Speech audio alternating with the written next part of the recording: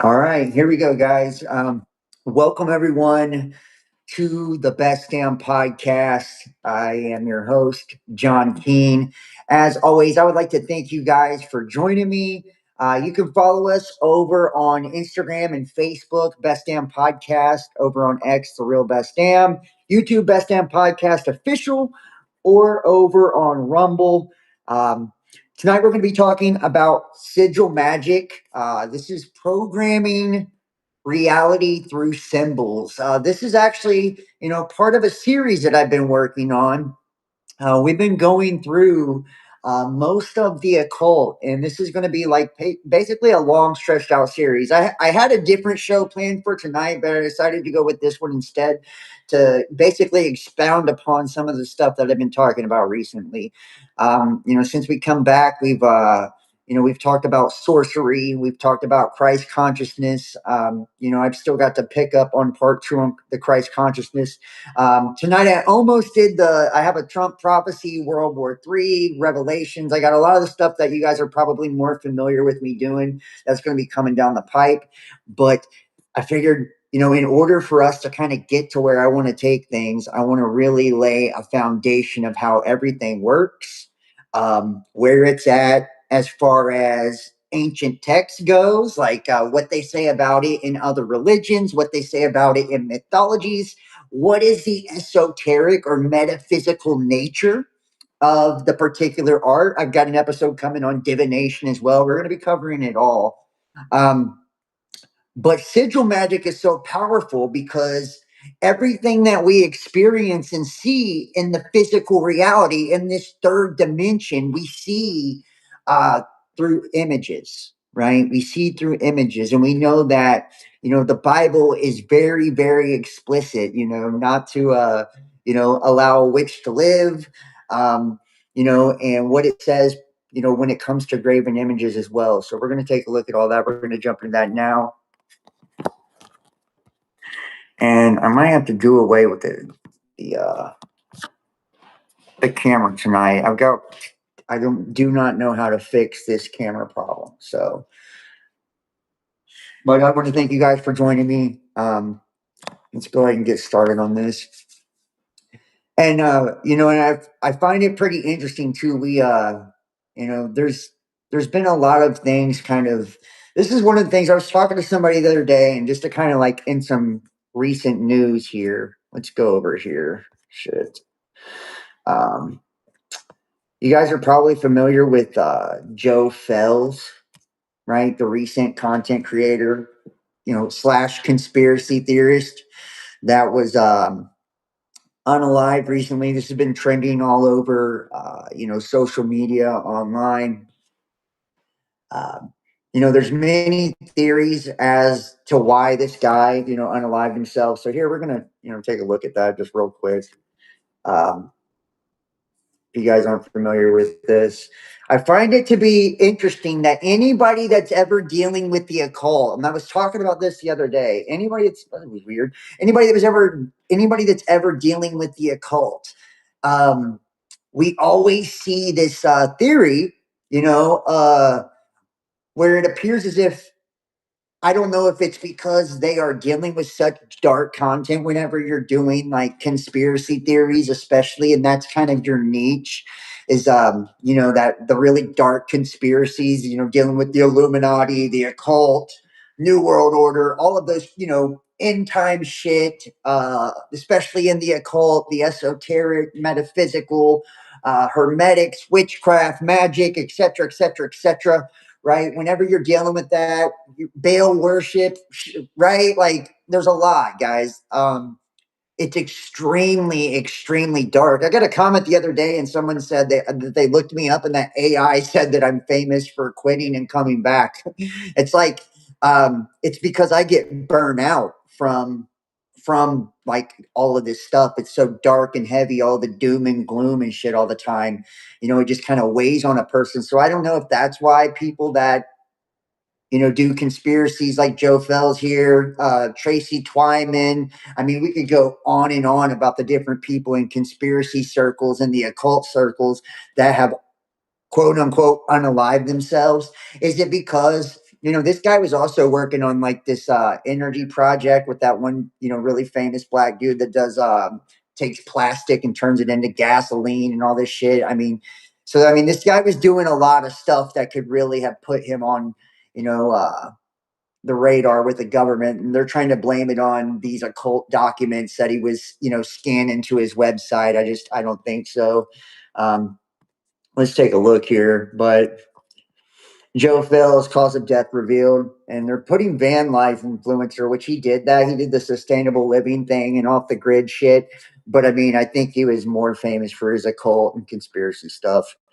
But TMZ first reported that Joe's girlfriend, Alessandra, announced his death on social media, writing, "Joe Fellows has left this earth, has finally found his free." Joe has had more than 1 million followers across his various social media platforms. I do wonder what was going on with this guy. So I do want to say, like, I believe the last videos, allegedly, the last videos that this guy was posting, though, they were all like videos from his girlfriend, which I found to be weird as fuck. Like, she hijacks your channel, and then the next thing you come up, you know, gone.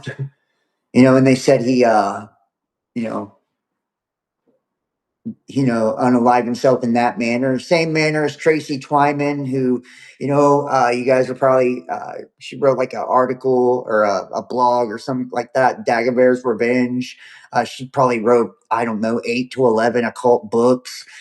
She was famous for doing the seances with Cain and the Black Sun, as well as Baphomet, and a few Knights Templars as well.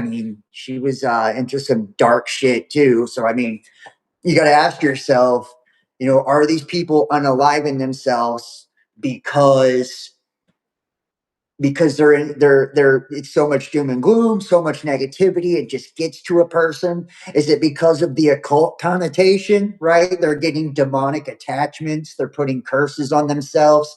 I can tell you this from personal experience. I used to date this chick, right? And she used to tell me I would do, you guys may remember, I've done videos on the Necronomicon and all types of fucking just crazy ass occult books. The Black Pullet, the Necronomicon. You talk the like Grand Grimoire, which is the Grand Clavicle of Solomon. It talks about sacrifice and all. It's wild shit I've done on here. So some dangerous stuff. And I was reading these things over open air too, and it brought shit into my life from doing it. So I wonder if this guy, by tapping into that kind of stuff, reading those kind of books, he was getting into the more Gnostic, you know, then the more, and people have now started trying to connect him to the Freemasonry because of tattoos. I don't know anything about that, don't really care, to be honest. I just think it's interesting that anytime someone is pushing it back against the government narrative, that anytime somebody has anything to do with the occult, they come up, they're done, right? They're done. And this is just a couple examples that I'm giving you because they were both unalived in the same way, and they were both in kind of a similar vein, at least. This guy had a lot of success. So, yeah, this has been all over, online. I don't know what you guys think about this. I just find it interesting that another person, right, that is kind of into the same stuff that we're into has been taken down. So, and like I said, I think I mentioned to you guys, like, I've just been working on lots of stuff. So we're going to be talking about, we're going to cover, I've got a whole series. So Sigil Magic is just the next installment, right? We're going to be doing the Christ Consciousness Debunk Part 2. We're going to be divination, Trump and the Antichrist, AI and the Mark of the Beast, Iran and World War III, just so much stuff coming in. And that's like more of the stuff people are used to from me. It's more of the shit people are used to from me. But, I wanted to, and I've had people, I knew it was going to happen too, but I've had people that, they're like, oh, you're going back to the indoctrination and all of this. But I hate to tell you guys, anybody that's ever watched my channel for any period of time knows that this is actually where I started. Right. So, I knew that it was going to ruffle some people's feathers, but it's like, I don't really care. I never have cared. I'm just here to, to share my opinions on these type of things. You can take it or leave it. And I quoted this in the last episode, so I wanted to bring it up. I talked about and we were talking about the Christ consciousness debunk, and that was in part 1. That was the last video I did. I said that, the mathematical statistics, right? The probability for somebody fulfilling all of those Old Testament and ancient Jewish mystic prophecies concerning the Messiah is like astronomical, right? And like, so the probability that Jesus, would do that. And then I actually looked that up, and here are the calculations, famous mathematical calculations, such as those popularized by scientist Peter Stoner and Science Speaks, estimate that the chance of a single person fulfilling just 8 specific Old Testament prophecies is 1 in 10 to the 17th power. That's 1 in 100 quadrillion. 1 in 100 quadrillion. And that's just for 8 Old Testament prophecies for the Messiah.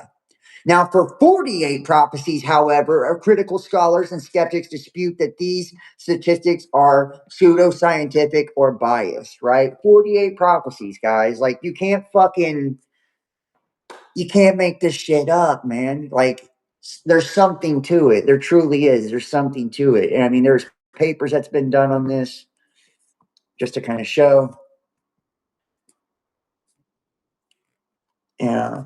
So you guys can take that or leave it. That's up to you.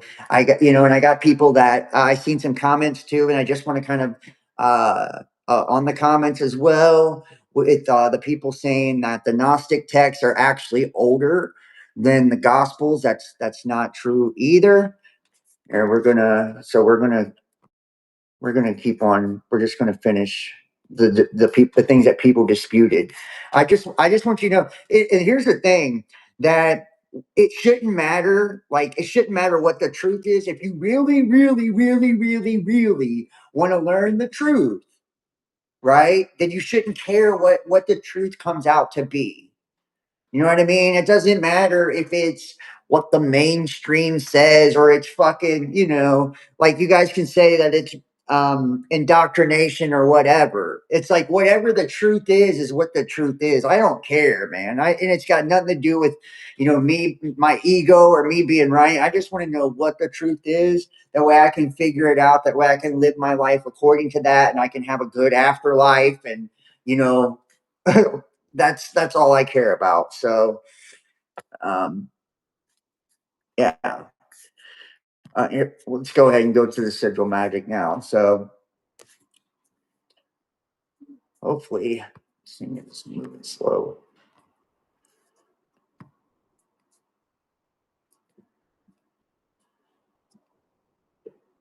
All right, there we go.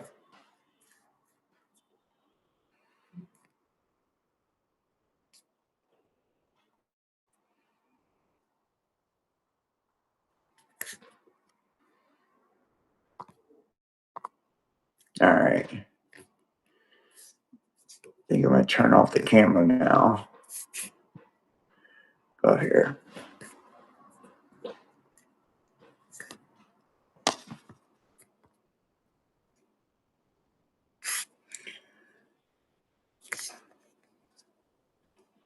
All right.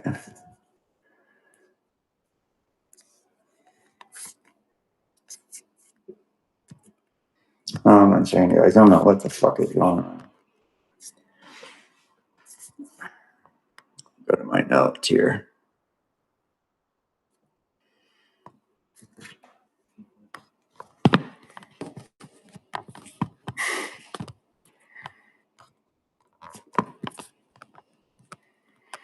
All right.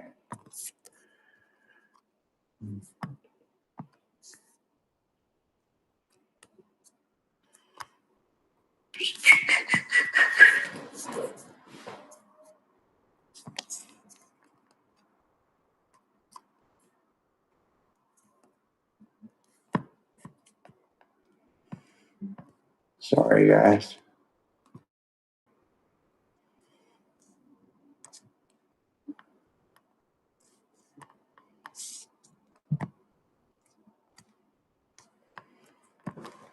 What's going on?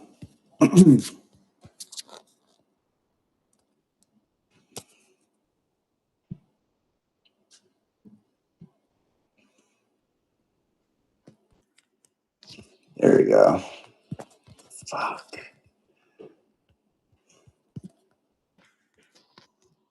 There we go. All right. Shit's running slow.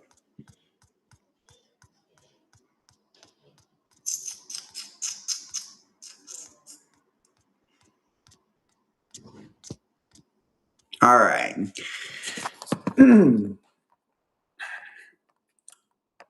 I'm going to be talking about, we're going to go through ancient magic symbols, amulets, seals, divine names, planetary magic, Solomonic spirits, ceremonial magic, Austin Osman Spare, chaos magic, manifestation, and New Age.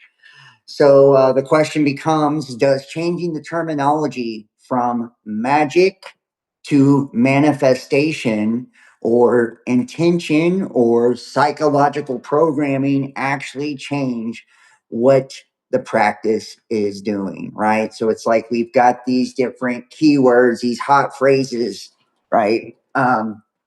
And basically we're just redressing something that's, already ancient and been established what it is, right? And it's magic, it's witchcraft, right?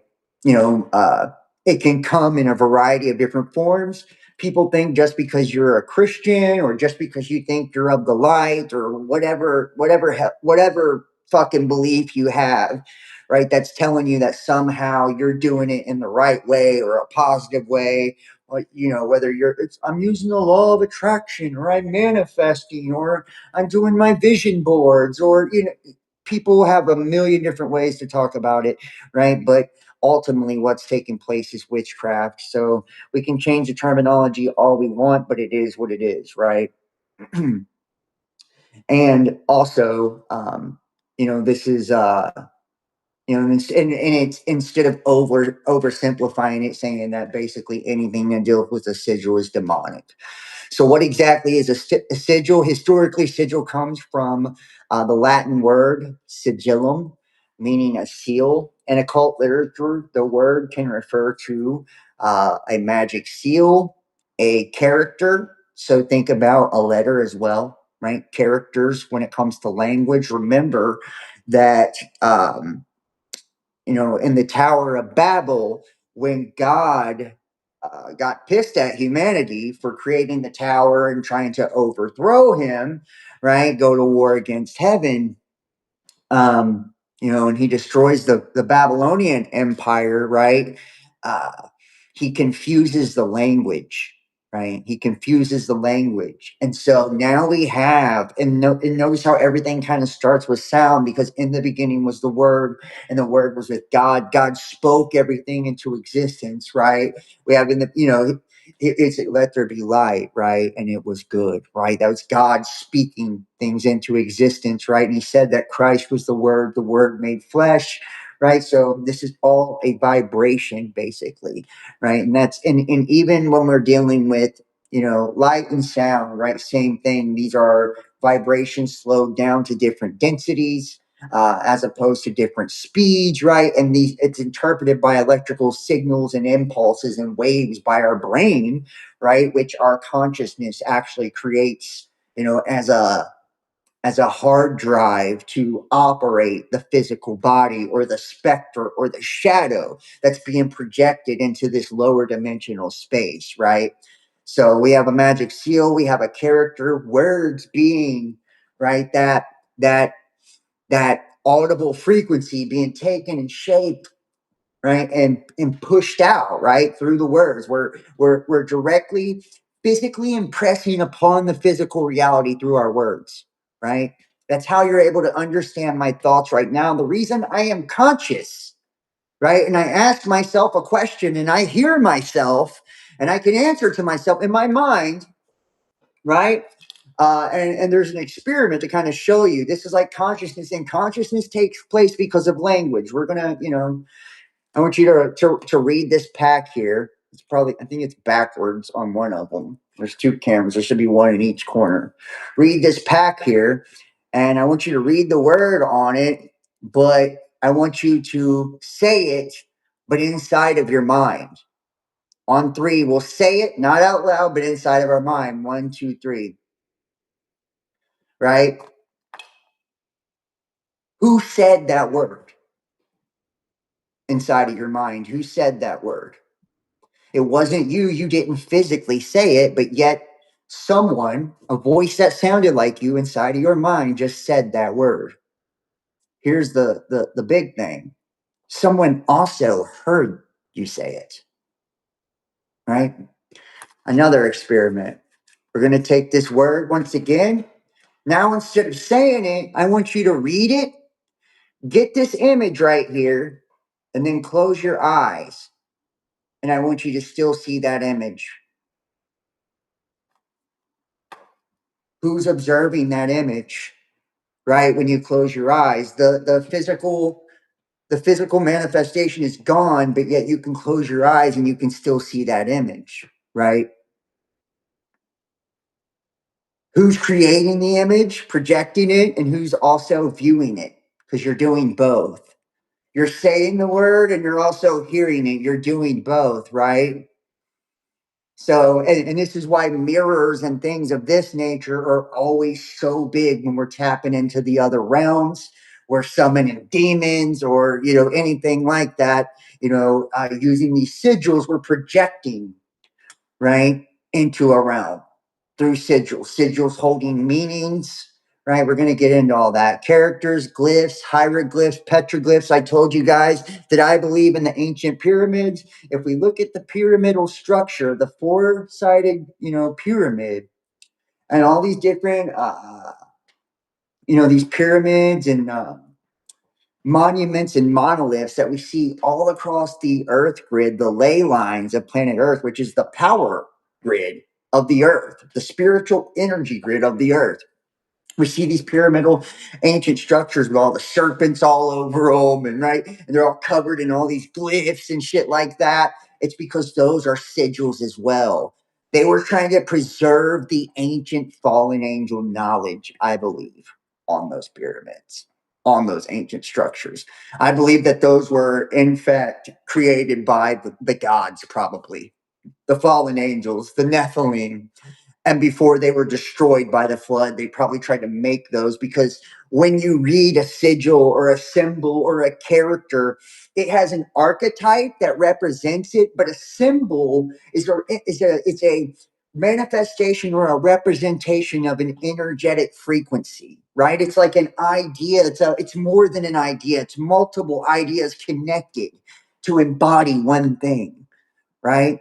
Like an archetype, et cetera, right? So, that's why symbols are so powerful. That's why, the all-seeing eye or the eye of providence, right? So powerful, right? The Freemasonic symbol, so powerful. The rose and the cross, so powerful, right? These are powerful symbols, right? It's sigils, right? They represent different brotherhoods, right? Which have spirits. They have familiar spirits behind said fraternal orders. Okay, so we're going to start getting deep into this now. I just hate to tell you, like, you can be, if you're not familiar with this channel, this is the advanced occult class, right? Like, I don't have time to like baby people with all this. So it's like, this is the advanced occult class. Yeah, it's pseudoscience and all that. You can say whatever the fuck you want, but it's real. It's real. If you don't know that, then I can't help you anyway. So we have glyphs, we have symbols representing spirits, we have planetary characters, which you're going to get into, because these 7 main deities is the pantheon of gods. See, planet in Hebrew means a wandering star. I talked about this in the previous episode, right? Wandering star. We have God, right? Which we believe, if we look at the Freemasonic trajectory here, which we will, let's do this.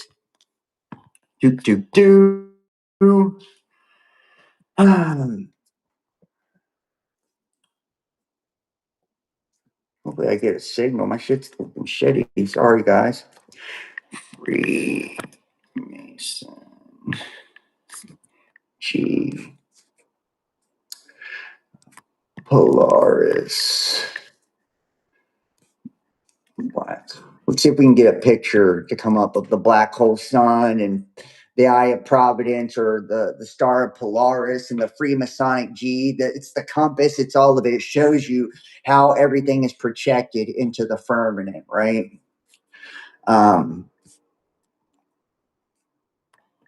It's wild. So, I mean, hopefully I can find it. I should have had this ready ahead of time, but fuck it. So this is going to give you an idea. It's as above, so below. So it's micro, macro. This is going to show you how things are working in the heavens. This is, and you got to look at the earth as kind of like the collective consciousness third eye, right? It's a collective third eye for all of us, right? So it's like, it's levels, right? That's why our brains, the electrical synopsis, right, firing in our brains, mimics the universe, right? If you look out at the galaxies and the mapping of the universe, it looks just like the inside of your brains. It's wild. And, you know, our organs and everything mimic astrological signs, right? The zodiac is, and they're all akin to different organs of the body. It's wild when we really get into this and we see just how much of reality is actually dependent upon us. We, in fact, we are the observers. There is no reality without us to observe it. We are the conscious observers. We are the universe, infinite consciousness that is observing itself, experiencing itself. It's fucking wild. So it's wild. Mm-mm-mm.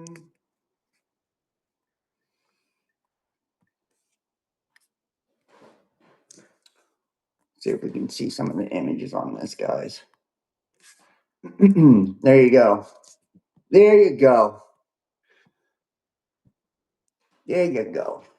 Let's see if we can pull this up. And hopefully I don't pull up any pictures I don't want nobody to see. Hold on, dudes. Shit.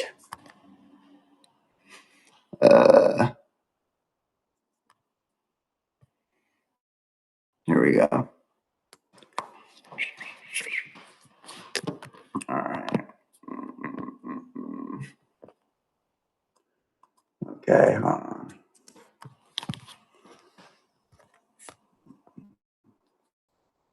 All right, here, hold on. Oh, shit.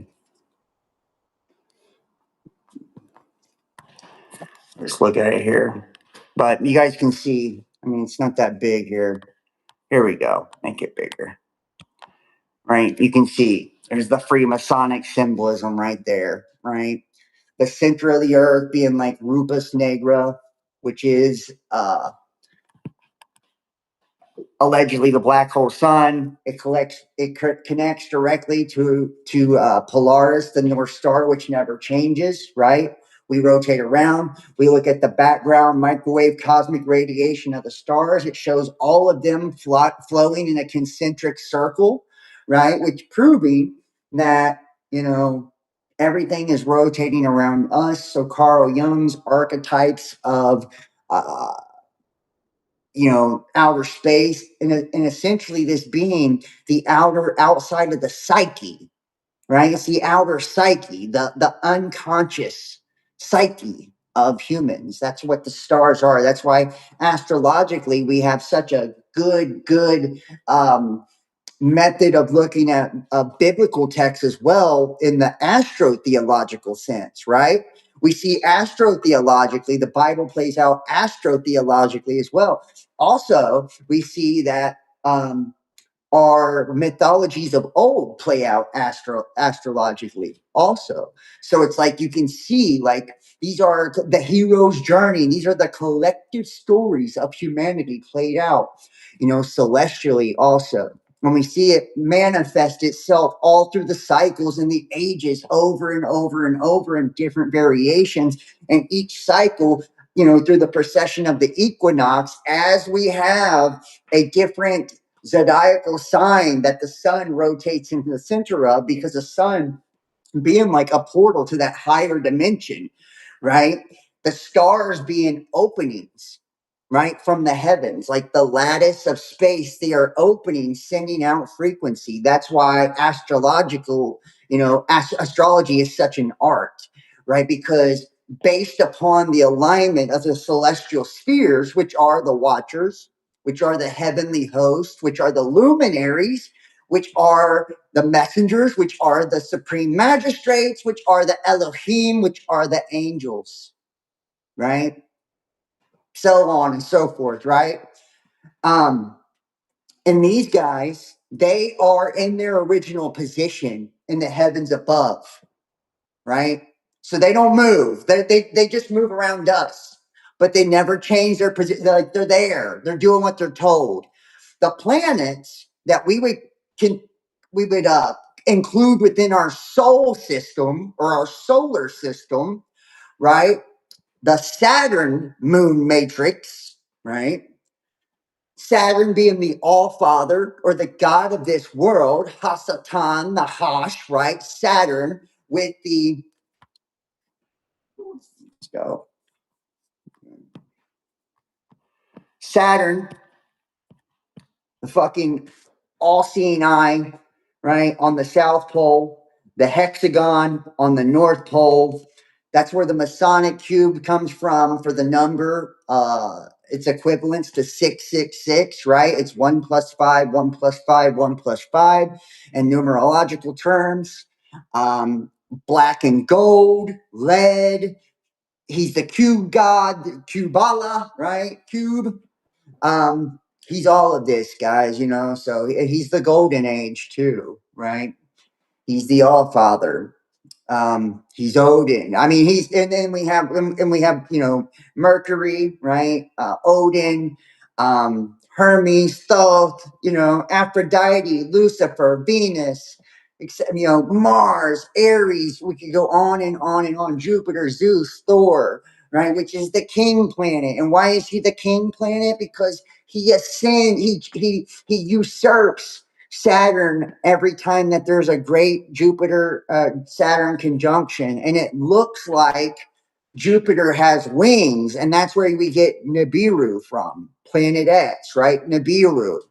We get that from that because Saturn is right behind Jupiter. He usurps Saturn for the throne. The sun becomes king, which is the story of Kronos and how all his children, he devours them so they won't usurp him, right? Well, Jupiter, they put a rock in his belly, right?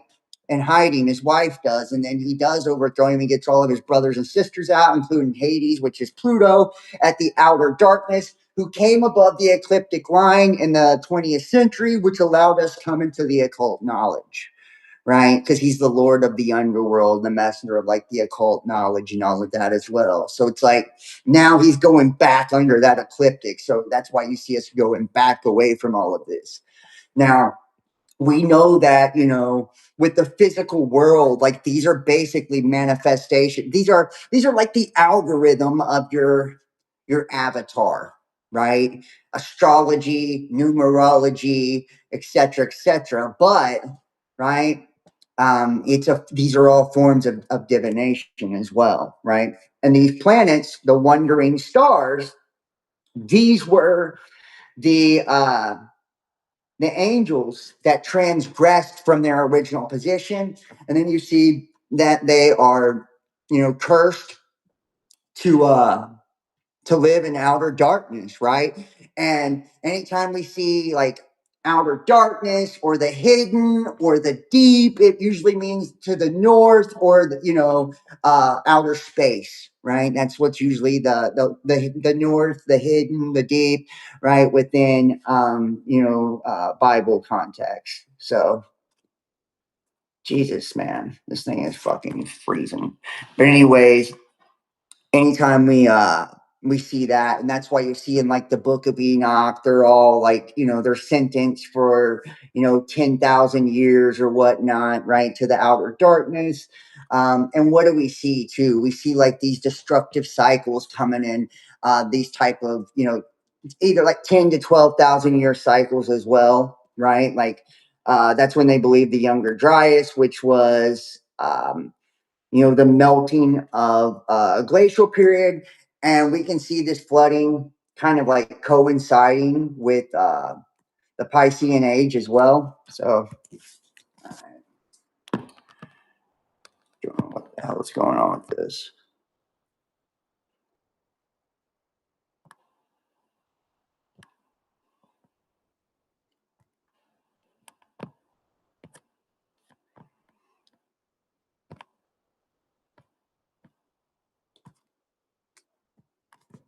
I cannot get my thing working, guys. What the fuck I did wrong? Here we go. All right, where were we at here? Go back to the notes. So basically, you know, we see this separation, this confusion, and sigils, what they actually are. I mean, amongst other things, right? This is what witchcraft basically is. Is once there was this separation and the confusion of language, it seems like from basically from the Garden of Eden, um, once we got cursed, it seems like ever since then, like the hidden knowledge, like the witchcraft and all that shit, it was like this attempt to usurp God's ruling on our life and be like, no, you can't have that knowledge, and us to put the pieces together ourselves, right? So we have the planetary character, talismanic design, magical signatures, diagrams, encoding names, and abstract symbols representing intentions. Several traditions hiding under the same word. Now we have spirit sigils representing a particular spirit or entity. Planetary or ceremonial sigils represents planetary forces, angels, spirits, numbers, etc. We have modern personal sigils encodes individuals' desires or intentions. And the distinctions are important. The ancient root for symbol and power. The idea that symbols can carry, represent, or transmit supernatural power is considered considerably older than modern chaos magic. And just to kind of take a break, just a quick second here, little plugs. If you guys enjoy the content and you want to get some more of what I'm doing here, follow me Instagram, Facebook, Best Damn Podcast, X The Real Best Damn, YouTube Best Damn Podcast Official, or follow me on Rumble. That's going to be the main platform we're going to do it from now. So follow me on Rumble. Also, if you want to tip or donate to the show, it's viewer powered. You can do that PayPal, the Best Damn Podcast, Cash App, Best Damn Podcast, or join us over on Patreon for private, uncensored content, Best Damn Podcast Official. So we have the ancient root symbol or power. Ancient Egypt, we had the Egyptian magical culture, which provides fascinating parallels. The Metropolitan Museum explains that Egyptian amulets were believed to transfer particular powers to their wearer. The famous Wadjet eye, which we've covered, Wadjet, that's like the feminine aspect of the serpent, for example, represented regeneration and protection. Egyptian scarab amulets were also inscribed with names, symbols, images that were believed to possess magical significance. We have the Eye of Horus, the Eye of Ra, right? Like all of these different symbols. People still rock these symbols and sigils to this day. I don't know how many fucking people claim to be combatants, and it's like, bitch, you are not combatant. You know what I mean? You live in Minneapolis. The occult principle, the basic concept is physical symbol, supernatural meaning, supernatural effect, right? Bada boom, bada bing, right? Physical symbol, supernatural meaning, got the woo woo around it, supernatural effect. Now that's very close to what later magical systems do with seals and sigils. And it's telling me not to claim that the Egyptians used Austin Osman. They did not. I could almost guarantee it because he wasn't alive. So I'm not going to say that. So Mesopotamia, seals, demons, and protective symbols. Ancient Mesopotamian cultures provide another major piece of the puzzle. They had cylinder seals. You guys see this a lot with the ancient Mesopotamian when it comes to like the text, Sumerian text, right? Looking at the Sumerian tablets, Enuma Elish, right? Enki's World Order. Lots of Babylonian texts. They were cylinder seals that were used as identifying marks, but Mesopotamian magical traditions also used images, inscriptions, amulets, incantations, and ritual objects and attempts to protect people from supernatural forces, but also to impose shit on people as well, right? To impose shit on people as well. Think about it. The people that protect and serve and are we call first responders, right? To this day, they are in fraternal orders and they wear sigils, right, called badges, right, on their uniforms, right. So this is where you can introduce the magical occult principle, which here we go, right? The name represents a thing. Name, image, symbol, formula, divine title. Like, as in the concept becomes enormously important, right? From Kabbalah to Hermeticism, ceremonial magic, Solomonic magic. We have the Greek and Roman magic. Now, the Greek magical papyri, we have a collection of magical texts from Greco-Roman Egypt dating roughly from the 2nd century before Christ through the 5th century after death. They contain spells, rituals, hymns, invocations, magical names, and formulas.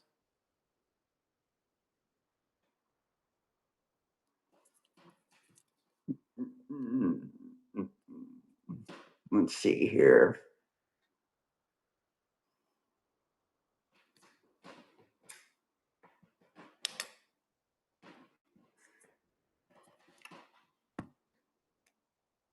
You can see here the Greek magical papyri translation, a collection of magical spells, formulas, hymns, and rituals from Greco-Roman Egypt dating from the 2nd century BC to the 5th century.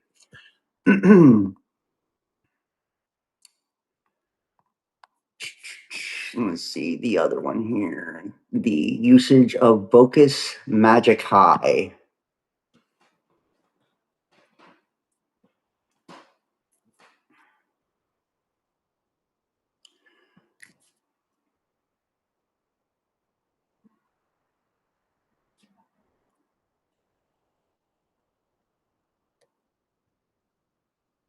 Magical text from Greco-Roman. It figures magical handbooks, manuals, and other types of texts.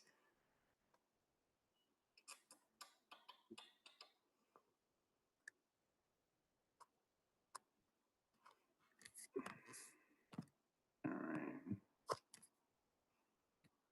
And you can see here we've got, a few of the images.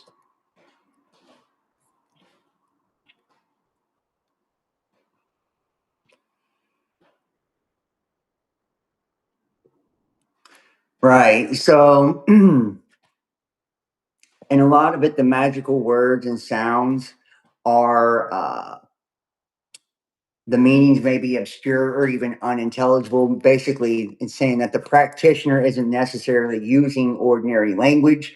You hear this as well with, like speaking in tongues, right? Or light language.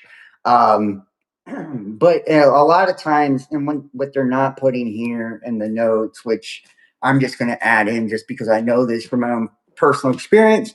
A lot of the language that is spoken, not all, we have, John Dee and, right, the Enochian language, right, which is supposed to be an ancient angelic language. There are other Celtic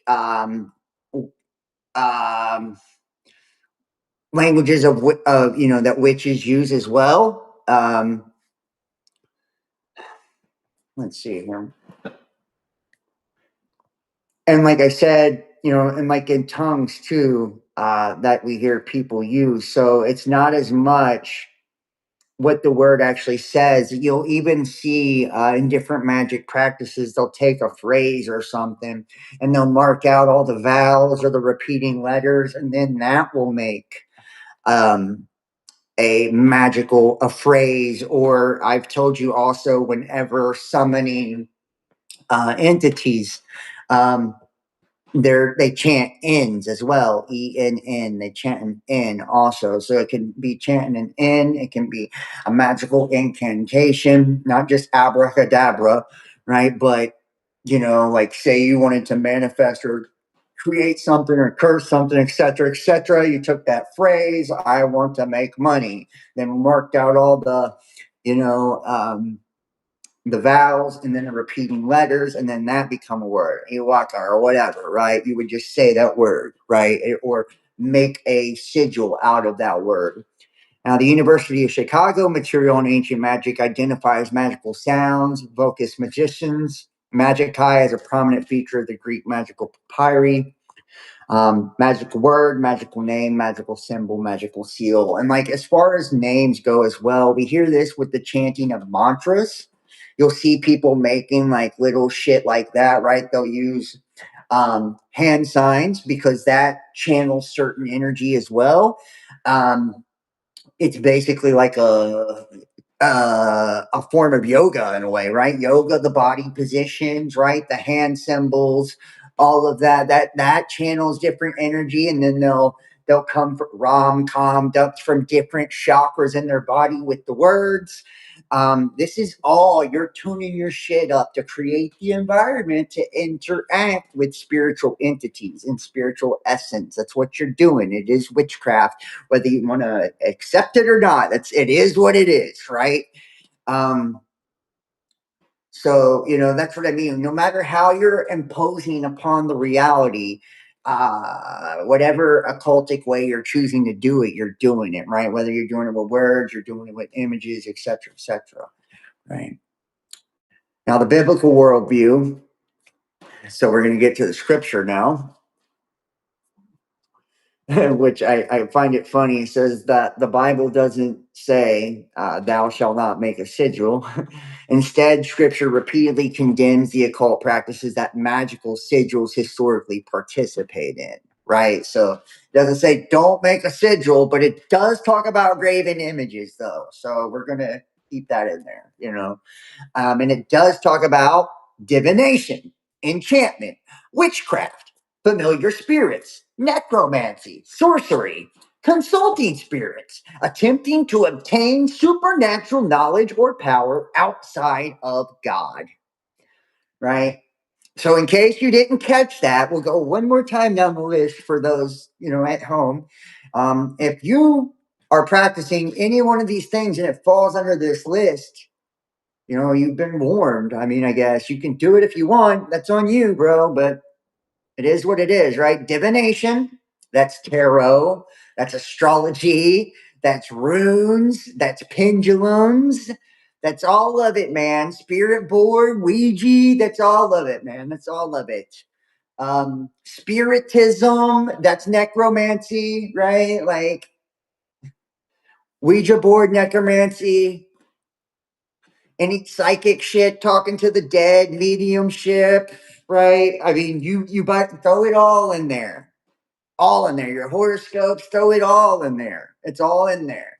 Astrology, all of it. Numerology, all of it. It's all in there. Divination, enchantment, witchcraft, familiar spirits. This is the cutting of herbs. This is fucking your moon rituals, your moon water. This is putting somebody's ass in the freezer. This is making a love spell. This is putting period blood in pasta sauce to make a man fall in love with you. This is whatever the fuck you have done, your old wives' tale, you might as well throw it in there, right? You tied two candles together, right? To see which one burnt with your lover. No, it's in there. You put honey and shit in a jar with rose petals. Nope, it's in there. You wrote somebody's name on a piece of paper. It's in there. You wrote somebody's name on a cigarette. It's in there.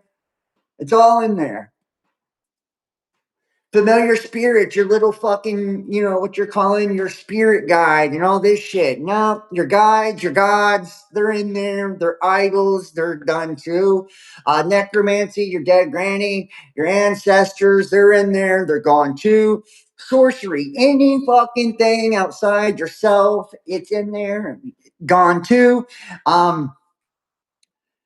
Spirits of any kind outside of God, they're in there, they're gone too, and attempting to obtain supernatural power outside of God. That's astral projection. That's, I'm telling you, you name it, you name it.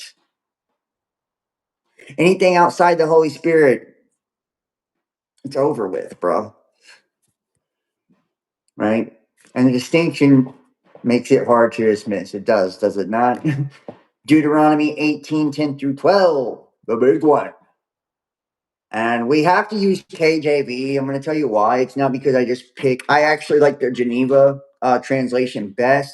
But when using AI to plan for my shows, KJV is the only one that doesn't have a copyright on the translation, right? So we can get the full verses of the KJV and all of that. So that's why I'm using KJV, if you wondered. Now, Deuteronomy 18:10 through 12. There shall not be found among you anyone that maketh his son or his daughter to pass through the fire, or that useth divination, or an observer of times, or an enchanter, or a witch, or a charmer, or a consulter with familiar spirits, or a wizard, or a necromancer. For all that do these things are an abomination unto the Lord. And because of these abominations, the Lord thy God doth drive them out from before thee. Right? This is giving you the rules, man. And this is how I look at it now. And I'm just going to keep it real with you. This is how I look at this shit. It's like,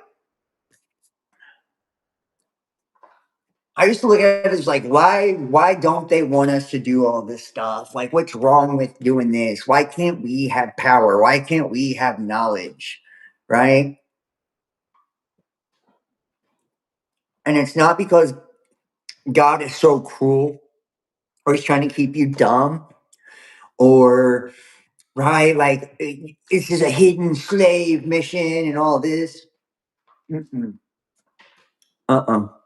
It's because this shit is dangerous. Dangerous. And nothing good comes out of it. Nothing good comes out of it. I can tell you that for a fact. Nothing good comes out of it. You will not get anything good out of this. I promise you that right now. If you're dabbling in any of these things,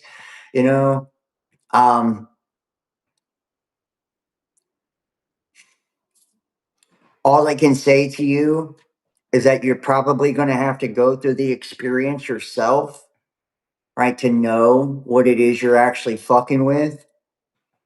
But I promise you, you're not equipped. I promise you're not equipped. I don't care how high your IQ is. That's a fallacy right there. That is arrogance. That is ego. You are not intelligent enough. These entities that you're dealing with are on a scope and spectrum that you don't even show up as a blip on that fucking thing. They're eternal. They're eternal. They're not constricted by time. They see your life from beginning to end, bro. They've been following your ancestors for thousands and thousands of years. They know your great grandpappy. They know every damn intention you have. They know you better than you know you. And they play the long game. They play the long game. Everything they do is the long game. They plant doubts in your mind of like what the promises of God actually are, like that you're not good enough to be saved, or they put that pride in you. Pride goeth before destruction, right? Because you feel like you don't need God to do it. You can do it yourself. And all these different, and that's why I did the Christ consciousness debunk because it's like, that's a bad deception. The new age Gnostic shit is probably, it's the one that leads you to witchcraft the fastest. And you can say, no, that's the truth. It's not the truth, bro. I promise you. That show I did the other day, that wasn't even like 10% of the evidence I have to debunk that stuff. Like, I could rip it up for days. I got multiple parts coming to that because it's that easy for me. It's just teeing off for me. You know what I mean? It's just like at a driving range for me. That's how easy it is, because it's like that. It's that slippery of a slope, and once you get off on your trajectory just a few degrees, man, you're going to arrive at the wrong destination. And people can say, oh, you're going with the indoctrination. No, I'm just following the scripture, right? I'm following the scripture and what it says, because it's wrong true. It's not been disproven. I can disprove this other shit, right? And people say, oh, well, this came before that. No, there's really nothing older that we have, right? Really. I mean, we have those Sumerian texts and stuff like that. We got a few texts that claim to be older, but we don't really know, truth be told, how old the scriptures really even are. They could be from, word of mouth and shit, oral traditions, and a lot of them probably were. We know that every ancient version of them we find, they're always verbatim exactly what's in the Bible. So nothing changed. You know what I mean? It's wild. It's wild. Yeah. And we get misled. See, our egos, right? That it's that temptation of power, money, or lust is usually the way that they get you. Right? That's usually what leads one of us to, we get misled in those directions. That's why we want to start fooling around with this stuff. It's like, that temptation for fame, money, power, lust, right? Love, whatever it is. You're like, I want to make more money. I want to be more successful. I'm going to be recognized for my success. I'm going to be important. I want to be powerful. I want to, I want these things.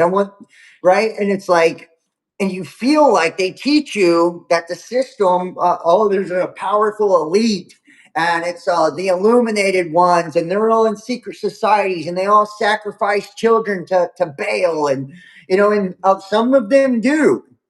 There are people that are so fucked up, they're willing to do whatever it takes to get there. And very few of those people actually make it still. Very few of those people still actually make it to success, because they're dealing with you want to talk about a pseudoscience, right? Witchcraft is about as pseudoscience-y as you fucking get, right? Two different people can do the same thing and get two entirely different results, right? That's why people keep a book of shadows.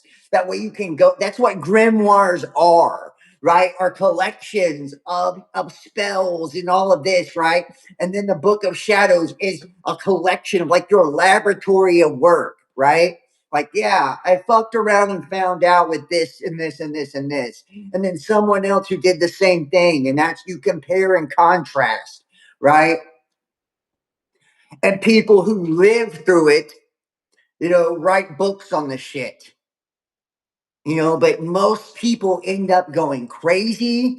They end up dying tragic deaths, whether that's unaliving themselves or being unalived in a traumatic fashion, some ritualistic sacrifice, more than likely, because whatever spirit they're in covenant with, someone else is also in covenant with it. And that spirit will lead both of you right to each other. That way that sacrifice can take place. So be careful. You don't know what you're giving. Even that giant blue satanic horse at the Denver airport, Lucifer, the guy who made that fucking thing died by his own horse. Talking about a sacrifice. You made a blue demon from hell, apocalypse horse with red eyes named Lucifer for the Denver airport, where they have the continuity of government, the mural of like World War III and the end of the world and shit. It's just a wild airport. Right? Wild city, right? and the head or something falls on him and cuts the main artery in his leg, and he dies. Right, his sacrifice. Right, like. Anytime anybody's dealing with this stuff, you look at Aleister Crowley, he did all the homosexual shit.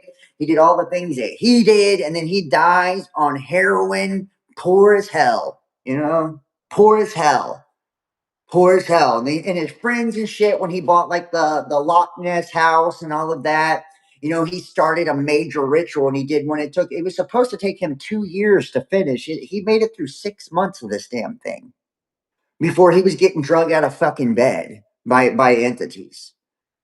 Look at the creator of the Ghost Adventures, right? You may think that shit's fake, but I believe that guy knows a lot about the occult. Zach Bagans, right? He had a demon house filled with all these demonic possessions, was getting woke up and drug out of his fucking bed at night, right? And if you don't think this shit can happen, I'm just saying, mess around and find out.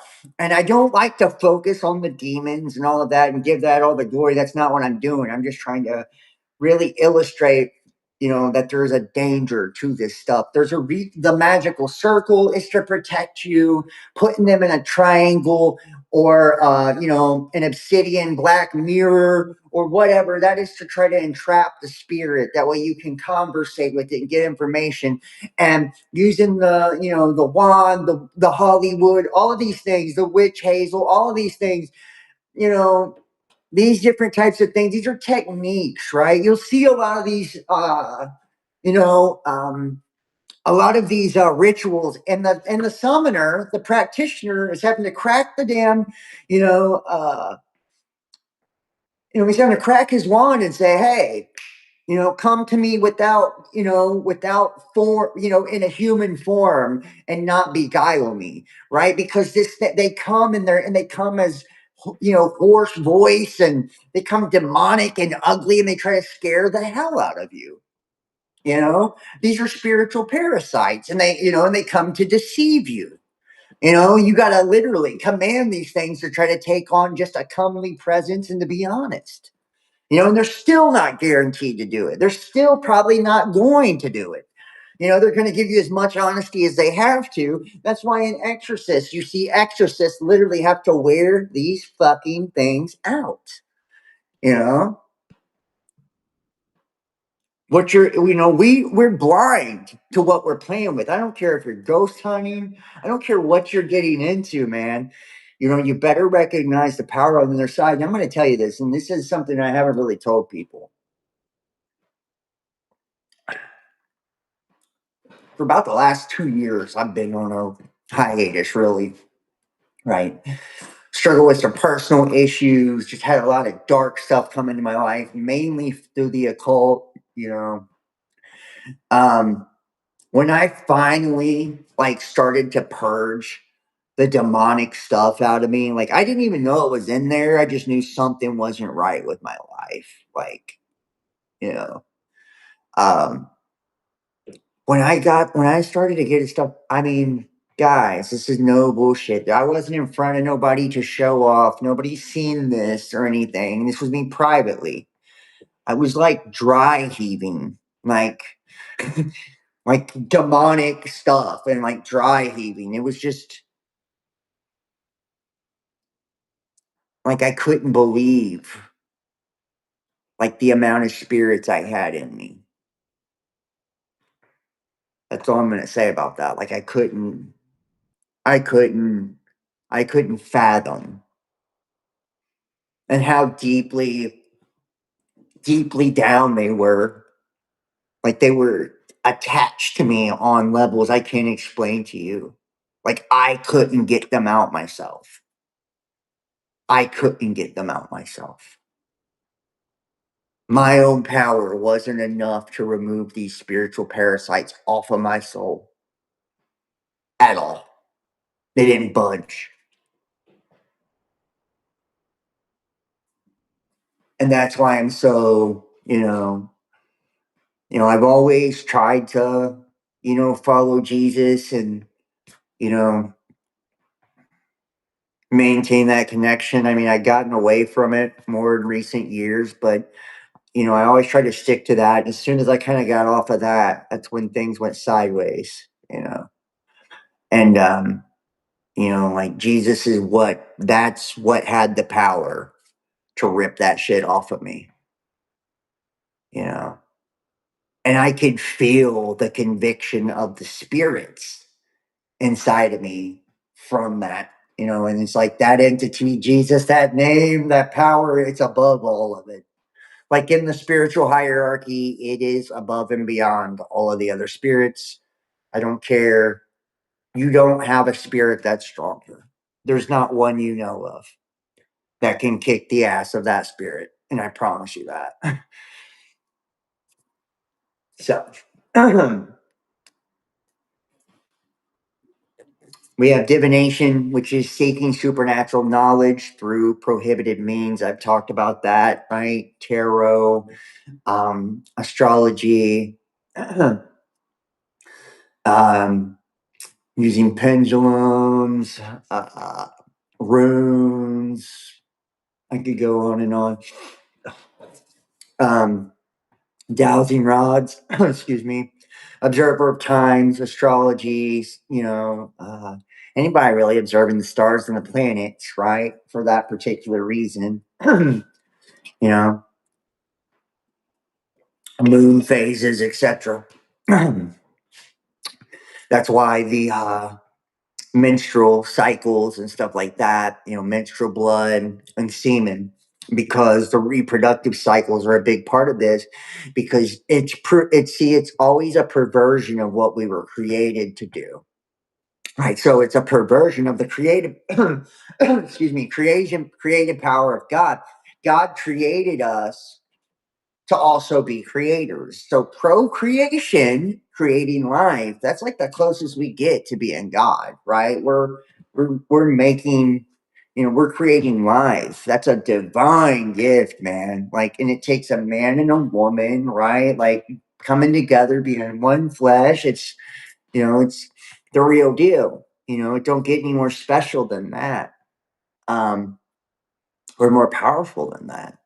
That's why you always see at the highest levels of the mysteries and of initiation is sex magic, right? Sex magic is always like the highest level. We're going to do one on sex magic. We're going to do one on divination. We're going to do videos on all this stuff and go through all of it. But yeah, so you'll see the perversion of this through sex magic. And sex with yourself also, right? Males go to the cycle of the sun, right? And people will say this is wrong or backwards, but sorry, I don't agree. So sue me if you want. Males go according to the cycle of the sun. Excuse me. The cycle of the sun. The sun regenerates and recharges itself every day, right? So males' sexual cycle, we can produce semen over and over and over every day. Semen is also the etymology when we look at the base words for the waters above the firmament and the waters below. So waters, right, of the heavens, it means semen or sea foam, right? Sea foam or semen. So the semen of heaven, when we look at like the creation of when we go back a few epochs or go back a few aeons or ages, um, in humanity's creation cycles, we see these elemental beings that were created, like, Gaia and Uranus and Neptune and all this, right? It was like Neptune, or was it Neptune or Uranus, right? His phallic symbol, his semen, right? Leaked out. They cut off, and you see the same thing with Anu. He gets his penis cut off, bit off. Um, this is like a recurring tale. It's a mythology, and like I told you guys, with mythologies, you know, um, they are basically archetypal stories of initiation that speaks to the collective unconscious mind, right? And by the collective unconscious mind, the unconscious mind perceives things differently than the conscious waking mind does. The unconscious mind is where all of the information is stored, right? So the sun is constantly giving off information, right? That's what all that light is. That's signal, that's information, right? Your electrochemical antenna is receiving said information. You receive it from God, you receive it from the stars, you receive it from everything. You're constantly interpreting information, right? Downloading, processing, right? And that's in our physical senses are what allows us to physically experience it, but it also slims it down, right, to just a more limited bandwidth for us to experience it, so we can kind of tune in on the things that are going on. But it's also a limited spectrum. We're only seeing 1% of the fucking reality, but our processing power, it by far usurps anything that quantum computing can do. It don't touch us. AI is a pale reflection of the human brain. Like, still the best technology smoking by a long shot, right? The human body. So God's creation, these dudes got nothing on it with AI, like, for real. So, because we can't interpret all that information, would just overload us at once, right? And like I said, if you look at the kind of like dimensionals, this as above, so below, this mirrored aspect, remember, it's water's above, water's below. So there are reflections, right? You look at a puddle and you see your reflection, it's inverted, right? So this is like that soul luminescent star in a jar. We have the collective third eye or the firmament, right? Which is like a prism, like Pink Floyd's Dark Side of the Moon, right? You have the light from the archons or the rulers of the reality, which are the seven main spheres, the pantheon of gods that rule the seven chakras, the 7 days of the week, the seven colors of the rainbow. This is what make up that Saturn moon matrix, right? Saturn, Mercury, Mars, Venus, Jupiter, right? These ones. And then we have the sun and the moon, which are the night and the day sphere, right? This is masculine and feminine spheres as well. The lunar one is on a 28-day cycle, which goes with the feminine, cycle for her cycle. And then the sun is on a masculine cycle for the man cycle, right? And this is what rules us. Mars is akin to masculine. Venus is akin to feminine, right? All of these things rule different parts of us and parts of ourselves. And that's where we get the character archetypes for these gods and, the deities. But people worship these wandering stars, which are closer. They're down here with us. So they impact the reality at a higher rate, like that, way more, as opposed to the heavenly watchers, the luminaries, the heavenly hosts, the stars, the angels that didn't transgress their original position, which have a little bit, comets, asteroids as well. They also have influences on us. That's why comets and shit are omens. They come by a period of time, spraying a vast tail, right? It's just like waves going out because it's water above that firmament. That's why all those stars look like they're coming through from underwater, you know. So it's a reflection into the heavenly realm. Then you have the underworld as well. You look at the flat earth model and you see shield underneath it, right? You have the black hole sun at the Lupus Negra, right? The center of that flat earth. I showed you the Masonic trajectory up to Polaris, the North Star, right? That's the compass. It's basically that black hole, these two realities, right? All meeting. You have the above, the below, and then the third dimension, right? All meeting at this nexus point, basically on Earth. Okay. And we're consciously creating and projecting. A lot of these demonic spirits and poltergeists and stuff like that are even desires that people have had, because we can externalize our desires so much so that we actually create entity attachments. So say I want something so much, say I fall in love with somebody, I can create an idol out of a person I'm with. And people do it all the time. All the time. They'll fall in love because, let's say here. So demons create illusions, right? So a lot of sex demons, especially, will create these illusions. Whenever you see somebody that's really fucking codependent or narcissistic, right? Really detached, a lot of these different, unhealthy, toxic traits in relationships are demonic attachments, right? Just manifest, So, some people will take their lover and make it, that will become their God. They'll need that reply from a text message. They're overly attached. Their life revolves around. That's that demon needing to be needed, right? These demons of rejection and all of this. Like, people do this all the time, and it's not even the real person that they're falling in love with at all. It's this externalized idea. The real person probably treats them like shit, you know. But that demonic entity, like people, it's called. I've talked about it in the past. Spiritually transmitted diseases. Be careful who you sleep with, because you create an astral connection to that person, and an astral cord is connected, where you're connected to them in the spiritual world now. Two flesh become one. It's not bullshit. Male and female. The male imprints on the female like copy and paste, right? And that's how we reproduce spiritually. And it's literally, a divine spark when conception takes place, fireworks, you know. So, and that's that power of creation.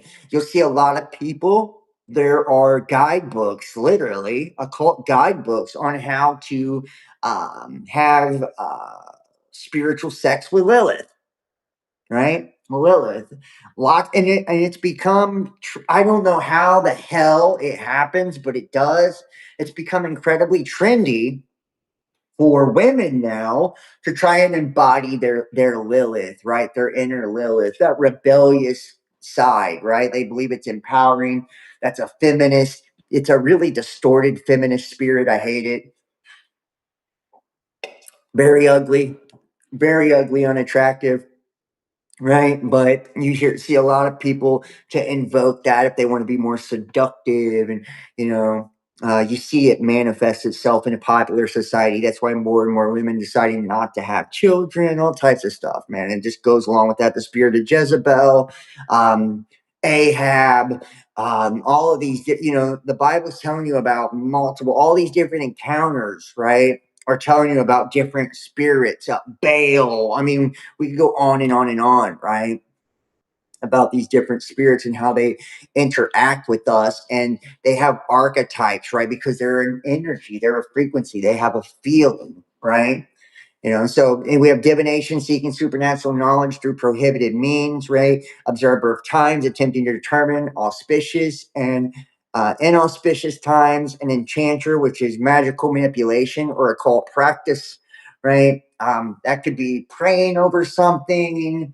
That could be asking for blessings over things, potent spells, all of this. Poultices, charmer, extremely interesting for sigil episode because it concerns magical formula or charms, familiar spirits, contact with supernatural entities, wizard, which is an occult practitioner, necromancer, which is attempting to communicate with the dead.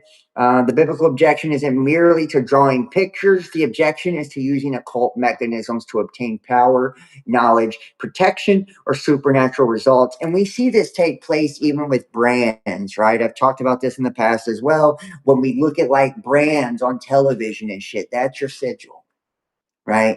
When you look at my brand for a YouTube channel, a logo, that's a sigil. Sports team logo, that's a sigil, right? These are sigils, man. Whether you want to accept it or not, you create an image that magnetizes or represents a brand, right? Which is a marking, right? It's a brand for a logos, right? A persona. And any persona created outside of the assistance of God, right? It's devoid of life. It has to be fed energy, right? You have to charge a sigil, you have to charge a sigil. So that's why people a lot of times work with entities with sigils, right? To charge that said sigil. Or use the moon, the sun, say servitors, same thing. Sigils represent servitors, which become actual manifestations of poltergeist energy, which is actually part of your soul, your own part of your soul. So whenever you create these attachments, these unhealthy attachments, a lot of times that spiritual energy that you're focusing on said attachment, whether it's a sigil, whether it's an idol, a graven image, etc., etc., etc., a portion of your soul, because these are parasitic entities, right? A portion of your soul, because you're trying to do your own will outside of the will of God. So this is your own working out of alignment, right? Because this wasn't given to you naturally. You're creating it for yourself, which is a bending or twisting or manipulation of reality, which is witchcraft, right? You're using the power of your mind, mentalism. You're using the power of your words, right? And you're adding different concoctions on different days with different numbers. You're drawing all of it. It's witchcraft. Whether you're trying to manifest it through chanting mantras or focusing on thinking, or you're masturbating as you're thinking about the shit to make it happen, or you're banging your girlfriend as you're thinking about it to make it happen, or writing a contract with her, then banging her before to make it happen. That's how it's working, right? Like you're using that energy to create something. Sex actually charges the atmosphere too. So that's why you see a lot of, the sex magic being used with a lot of this stuff too. Now, Leviticus 19:31 in the KJV, regard not them that have familiar spirits, neither seek after wizards to be defiled by them. I am the Lord your God. There are people right now that claim to be truth seekers, right? Content creators, influencers, preachers, pastors, teachers, all of these people, politicians that are wizards that I guarantee right now think about Trump, the MAGA movement, right? Magus, magician, right? Why do you think Maria Abramovich, right, the world's most popular spirit cooking Satanist, right, has done so many clips talking about Donald Trump should become the president because he'll be the great magus, the great magician, to shake the world awake, right? To enlighten us and awaken us. Remember, there's an indoctrination into Luciferian beliefs going on. We're being indoctrinated into the new world order, whether we think so or not. That's why all this new age, Christ consciousness, metaphysical fucking woo-woo nonsense is being pushed on everybody right now. That's why the law of attraction and channeled messages and your angels and your guides and your gods and being witches is cool. That's why. That's why it's all one religion. It's Christ consciousness and Buddha was a Christ and all this. It's all for that one world order, dude.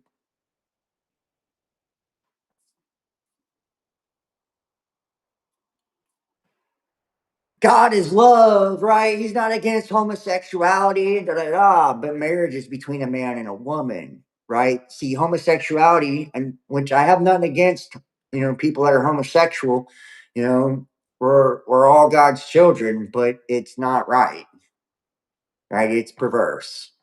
It's a perversion of how we were created to reproduce. And that goes for guys and girls. Like, I don't care who's doing it. It's a sterile version of sex, right? It can't reproduce. It's not real.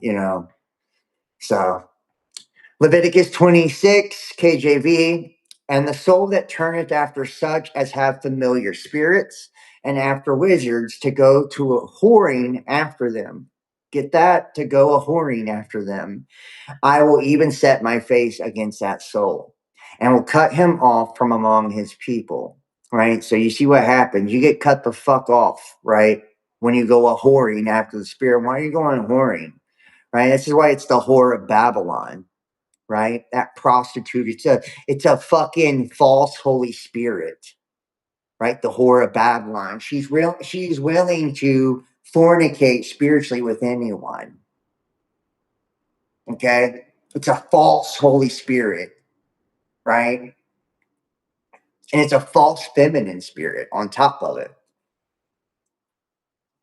That's why you hear all this shit about Pistis Sophia and how she was deceived by the demiurge and Yalda Bayoff, and she looked down and was drawn into the abyss and all this shit, right? In the Gnostic teachings and the Gnostic text, you know, it's this false Holy Spirit. That's why you see all this matriarchal shit with a lot of the esoteric stuff and kind of like tribal, you know, hoodoo, all this, right? Like a lot of the tribal stuff with the ancestors, it's usually matriarchal because it's old. It's old. You know, it's from the Taurian age, even before the age of Aries, before we had the patriarchal stuff, right? Leviticus 20:27. A man also or woman that hath a familiar spirit or that is a wizard shall surely be put to death. They shall stone them with stones, their blood shall be upon them. Right. And another thing, I'm just going to tell you this, it's not just your blood, right? It's not just your blood that's upon you. If you teach people this, right, and this is another reason why I want to do content, because I don't want the blood on my hands. You know, I've taught a lot about these kind of things and not really trying to mislead people. It's just what I was into at the time. So it's like I want to at least clear it up on a lot of the stuff I've talked about. That way I'm not carrying that with me because, you know, the people you influence and how they perceive it, right? So you don't want to mislead other people with this stuff because it's, you know, and like I said, the reason it's forbidden is because it's so dark. It'll fuck you up. You know, people, all these practitioners, Eliphas Levi, John D. I mean, Aleister Crowley, you can go on and on and on and on. All these famous, you know, occultists, and they all go crazy. They all die tragic deaths. I mean, it's just sad, man. Nobody ever comes out on top after this shit. Nobody ever dies on top of their game. You know, they just don't. Exodus 22:18. Thou shalt not suffer a witch to live. Short, brutal, or brutal and powerful, right? Brutal. Short and brutal, right? Like that's it's what it is too, you know. It's literally short and fucking brutal. You know, thou shalt not suffer a witch to live. We have Isaiah 8:19. Isaiah, when they shall say unto you, seek unto them that have familiar spirits, and unto wizards that peep and that mutter, should not a people seek unto their God for the living to the dead? Seeking supernatural knowledge through spirits with the occult, and you know, the Bible is actually seeking God. Now we can see this is what got, you know, King Saul's ass busted, right? And this is why King David even came into the picture, right? 1 Samuel 28. Saul wanted supernatural information, right? God wasn't giving him answers. So what's he do? He seeks out the witch of Endor, right? With a familiar spirit. 1 Samuel 28:7. Then Saul said unto his servants, seek me a woman that hath a familiar spirit, that I may go to her and inquire of her. And his servant said to him, behold, there is a woman that hath a familiar spirit at Endor. As Saul disguises himself to go to her, and think about that. He disguises himself to go to her. I find that to be an interesting little key here. Why does he disguise himself to go to her? I think it's because when we mess with the demonic, right, we're not only demons are a mask, right? These demons, they are a mask. We are putting on a mask when we are putting on the demonic, when we are stepping into the demonic. We're putting on a mask, a persona, and whatever that sigil, that symbol, right? That image, that word, that spell, that incantation, right? Whatever that is that's behind that mirror, right? On the other side, it's being projected as a demonic archetype or a demonic energetic frequency, and it has a character, it has an archetype, and it has energy, right? It is a mask that we wear. It controls us. It's plugged into us now. It's like those images of the Anunnaki or the serpents riding the human beings or the dragons riding the human beings, right? And Saul disguised himself to go to her, right? First Chronicles 10, 13, and 14. First Chronicles, so Saul died for his transgression, which he committed against the Lord, even against the word of the Lord, which he kept not, and also for asking counsel of one that had a familiar spirit to inquire of it, and inquired not of the Lord, therefore he slew him, and turned the kingdom unto David, the son of Jesse, right? Because he asked the spirit instead of asking God. And you know what? The you know why the penalty for witchcraft is death? Do you want to know why? For one, at a certain period, once you reject God so many times, right?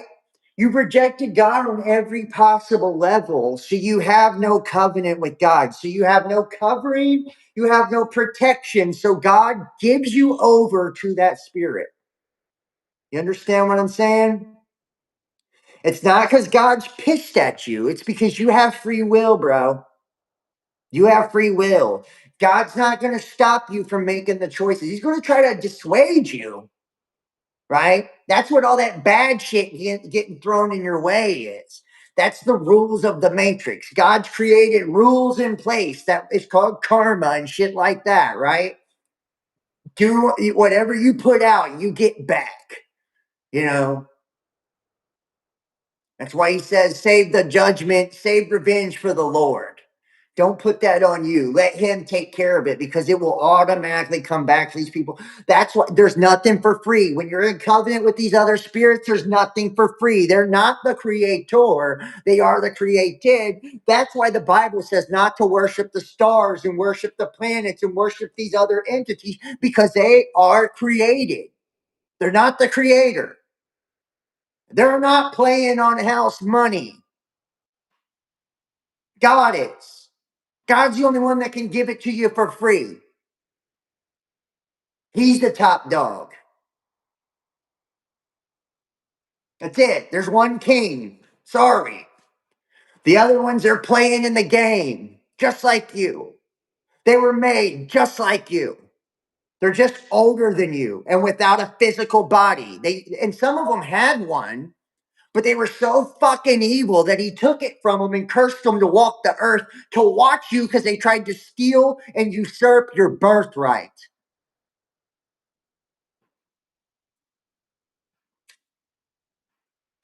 That's what they think of you. These are the angels' offspring. That's what they think of you. That you shouldn't be here. You're not worthy to be the children of this most high creator. That they are. This should be their spot. They created their shit, their image, their children. They got wiped out. So then they started putting the seed in us. They got wiped out. So then they started putting it in our minds. So we'll put the seed on ourselves.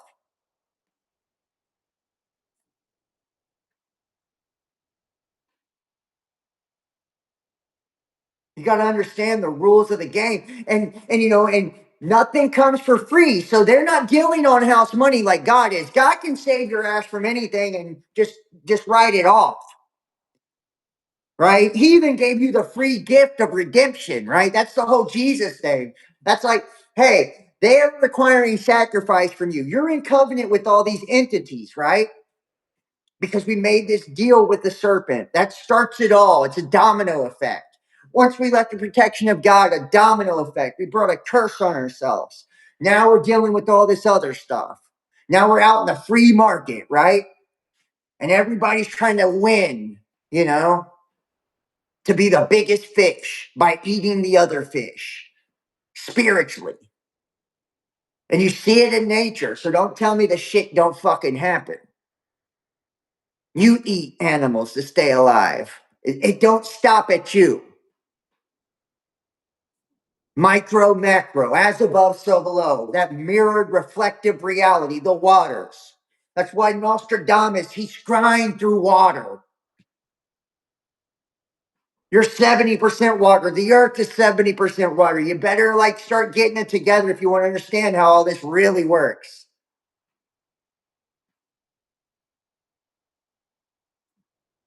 Now, these entities in covenant, right, by these deals without that protection. So God's like, the only sacrifice, the highest one is him. That was the whole point of Christ, is to take that curse off of us from Adam and Eve and bring us back into our original glory. That's the escape plan. You know, him coming in human form and saying, now, right, this covers it all. There's no higher ranking than me, right? So no spiritual offer can exceed the Jesus one. There's no higher ranking, period, spiritually. And he gives it all freely, which is beautiful. You're lucky as shit. And I guess you wouldn't know how much of a gift it was until it's taken, right? And at the end times, right, when he withdraws his spirit from the earth, there will become a point where it's gone and it's no longer available. So that's something to think about. You know, I wouldn't wait around for that one, but you do what you want to do. It's up to you. I mean, some of you think you are Christ also. Some of you think you're God also. So some of you think just these books were meant to control, right? You better ask yourself, are you willing to bet your eternity on it? And if we look universally, there's one entity universal, it's Jesus. And they all revere him or mention him. There's nobody else like that. Right? I showed you the quadrillion, 100 quadrillion, 1 in 100 quadrillion chance that he, you know, 1 in 1 quadrillion. And this guy does it, right? The impossible. The impossible.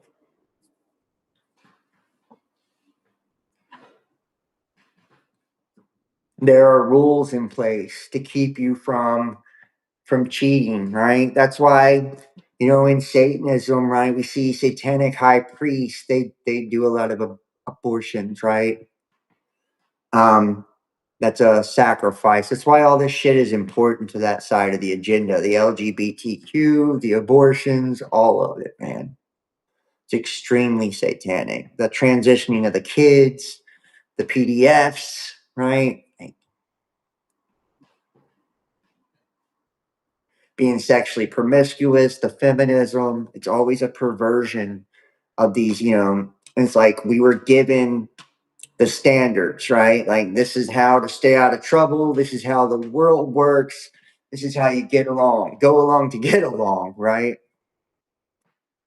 And this is like, they brought this in as like, try to give us a cheat code, you know?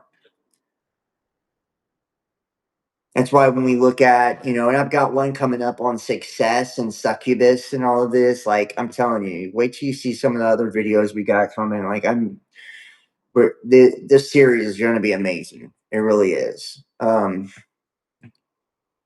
we're going to look at Simon Magus, right? Simon Magus is basically the father of like Gnosticism, right?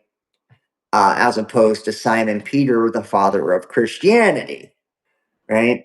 So we're going to look at Acts 8, 9, 9, 11. But there was a certain man called Simon, which before time in the same city used sorcery and bewitched the people of Samaria, giving out that himself was some great one, to whom they all gave heed, from the least to the greatest, saying, this man is the great power of God. And to him they had regard, because that of long time he had bewitched them with sorceries. Then, Acts 18 through 23, when Simon saw that through laying on the apostles' hands the Holy Ghost was given, he offered them money, right? Saying, give me also this power, that on whomsoever I lay hands, he may receive the Holy Ghost. He tried to buy it. But Peter said unto him, thy money perish with thee, because thou hast thought that the gift of God may be purchased with money. Thou hast neither part nor lot in this matter, for thy heart is not right in the sight of God. Repent therefore of thy wickedness, and pray God, if perhaps the thought of thine heart may be forgiven thee. For I perceive that thou art in the gall of bitterness and in the bond of iniquity. Right? Now, one that people may or may not be familiar with Simon Magus as well. I don't know if this was, somebody would probably have to correct me on this. I don't have anybody working with me right now, so it's just me doing it again. But I believe it's the Adidache, and it might be the Adidache. But in the Adidache, I want to say it's that, but it's one of these, other gospels. Simon Peter versus Simon Magus, right? And there's a story basically. Simon Peter is using the Holy Ghost or the Holy Spirit, and Simon Magus is using the power of, magic, witchcraft. And they have a battle, right? They have like a rap battle or a dance battle, but with magic, so it's pretty cool. And basically Simon Magus is like, can the Holy Ghost, do the things that I can do? So he commands these demons, right, to make him fly, right? He said, I bet the Holy Spirit can't make you fly. So these demons pick him up and he takes off, and he's off the ground and they're flying him around and shit, right? And then Simon Peter commands the demons that have a hold of Simon Magus to let him go, right? So he falls to his death, right? And he dies, And the moral of the story, right? Simon Magus commands the demons to make him fly, right? To lift up his greatness, and give him power, right? That witchcraft, that power to amplify, magnify his greatness, right?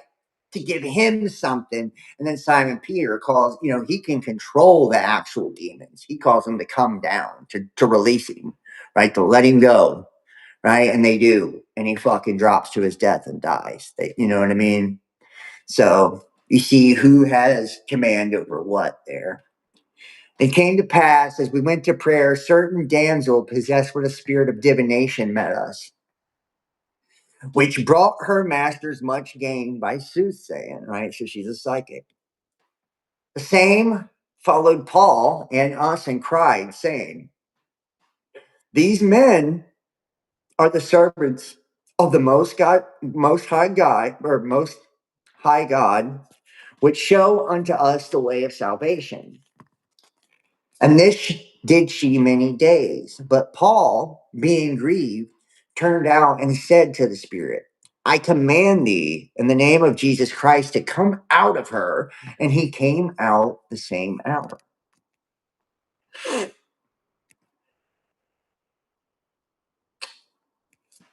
Acts 19, the occult books burn. Now we have many that believed came, confessed, and showed their deeds. Many of them also which used curious arts, brought their books together, and burned them before all men. And they counted the price of them, and they found it 50,000 pieces of silver, right? So mightily grew the word of God and prevailed. Curious arts. They don't merely change their philosophy, they destroy their magical materials, right? So we have Galatians 5:19 through 21. Now the works of the flesh are manifest, which are these: adultery, fornication, uncleanliness, lasciviousness, idolatry, witchcraft, hatred, variance, emulations, wrath, strife, seditions, and heresies, envyings, murder, drunkenness, revelings, and such like of the which I tell you before, as I have also told you in the past, that they which do such things shall not inherit the kingdom of God. I want you to see, this is anything that someone is doing for selfish gain, right? You see a theme here too with God. God is the creator of the universe. He's in control of everything, right? But isn't it funny how we can do nothing for God? We can give God nothing. There's nothing God gains from any of us, including the angels. He made all of us, yet he serves all of us, right? He's a slave to all of us. That's why you hear Paul talk about being a slave in Christ, right? He's in servitude in Christ, right? Though that's who's got the shackles on him, right? So, like, for the sake of Christ, he's a slave to everyone else. He's a servant because God is. He's emulating the Father. Christ was the same way, right? He went around doing everything for everyone, casting demons out, all of this, laying healing, all of these things, right? But notice all the works of witchcraft are all like for sex, for money, for murder, right? They're all for, that's where that leads you. That's where that leads you. That's where, when you're trying to do something for your own gain and advantage, you say, well, John, what if I wanted to do a protection spell? Why do you need said protection spell? You can ask yourself that. And why isn't, the grace of God good enough? You're talking about the highest protection, why isn't the highest protection effective enough? Because you probably don't have that protection of your life. We have Revelations 21, but the fearful and unbelieving and the abominable and murderers and whoremongers and sorcerers and idolaters and all liars shall have their part in the lake which burneth with fire and brimstone, which is the second death. This is one myself I've been guilty of, right? Being a liar, a manipulator, or anything like that. That's all witchcraft. It's all witchcraft. Using that charisma, right? That's charm. Notice they call it charm. How charming, right? Because you're charming a person, right? You're charming a person, That's why, more attractive people do more success in, social media and Hollywood. The more attractive you are, right? It's that lure of the flesh, you know? Demons, right? They're sexy. It's sirens and succubus and all of this, right? They know how to appear as something that's enticing, you know. Revelations 22, for without are dogs and sorcerers, whoremongers, murderers, idolaters, and whosoever loveth and maketh a lie. Now, if we look like at the occult history, we have the evolution, which looks a little something like this. We have ancient amulets, magical inscriptions, divine and secret names. I wanted to kind of bring this up because we have, in Jewish practices, especially within Jewish mysticism, right? Somebody's name is essentially their mantra for their life, right? So you see a lot of people, this is where the practice of like naming children biblical names, right, comes into play because biblical names are powerful. Notice in the Bible, John, beloved of God, Yeshua, salvation, right? Like so on and so forth. They all had names and their names meant something, right? Like from, Isaac, which was what, heel bruiser to fucking Israel, or Jacob to Israel, right? That's a heel bruiser to he who wrestles with God. Their name meant something, and anytime somebody had a new name, it represented them being born again, right? Because it says we have to not born from the mother's womb a second time, but born of the spirit, right? So it's a spiritual birth because got the immaculate conception, right? So we're spiritually grafted in. So it's a spiritual birth, right? Into the order, right, of Melchizedek, and Jesus Christ being the high priest of the order of Melchizedek, right? So we see like this robed figure, this burning bronze figure, all of this, the priest of Melchizedek. Melchizedek himself, that's Christ in all these Old Testaments, right? So the names mean something. So it's like if, Jewish mystics and all of this, they believe if you name somebody after someone that's like had a bad life, right? You name them, like you don't name anybody Rachel as a female.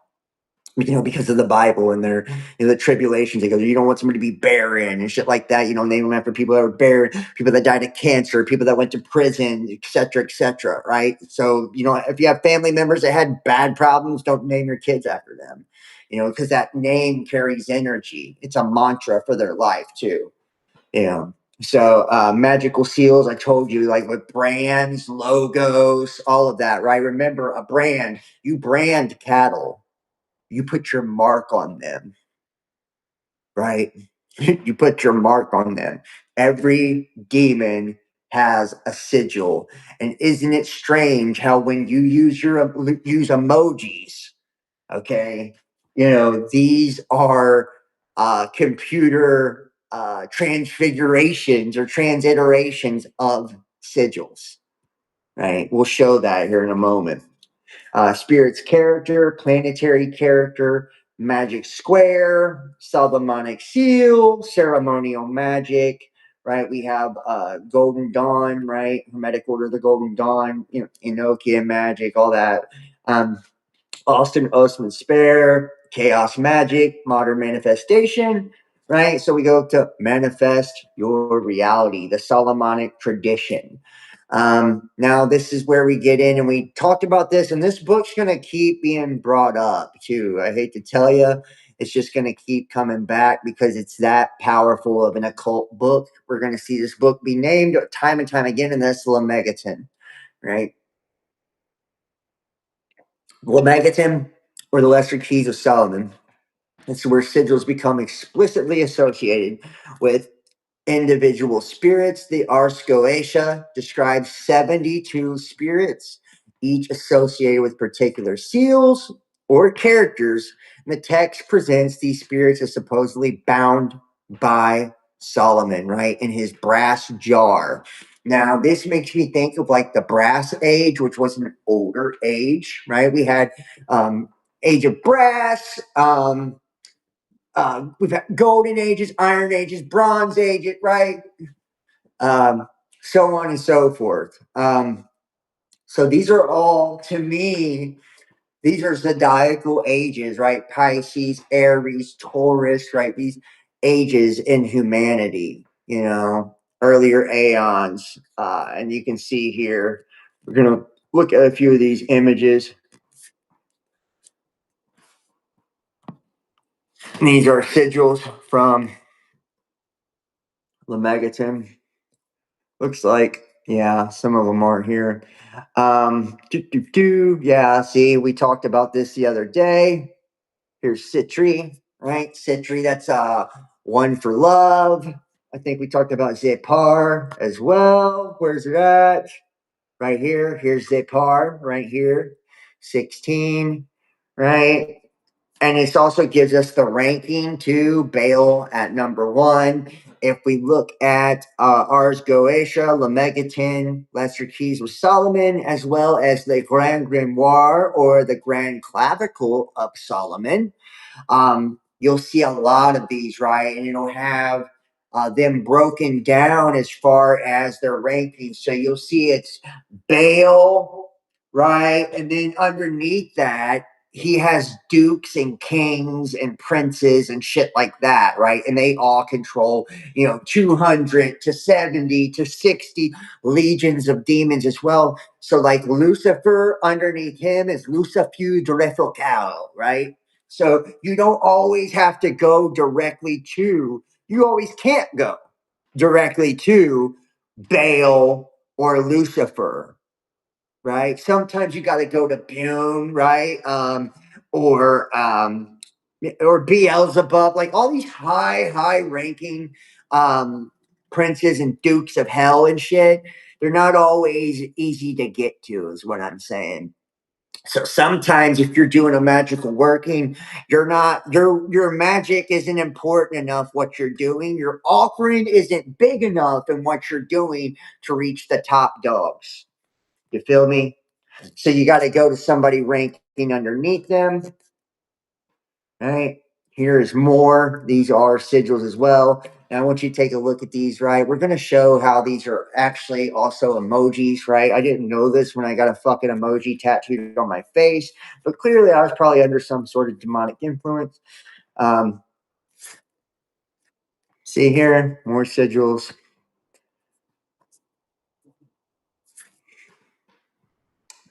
And see, with these like mandalas too, right? Like you know, there's 72 demons. We have the inverse of that as well, right? We have the higher aethers and the lower, right? We look at Kabbalah, right? There's different entities that rule all of the different spheres, right? Of the Kabbalah tree as well, which is the tree of the knowledge of good and evil, right? We see the lunar sphere at the bottom, right? Which is where sex is as well, right? That's where everything comes into fruition into the physical realm, right? The physical realm. So, whoops.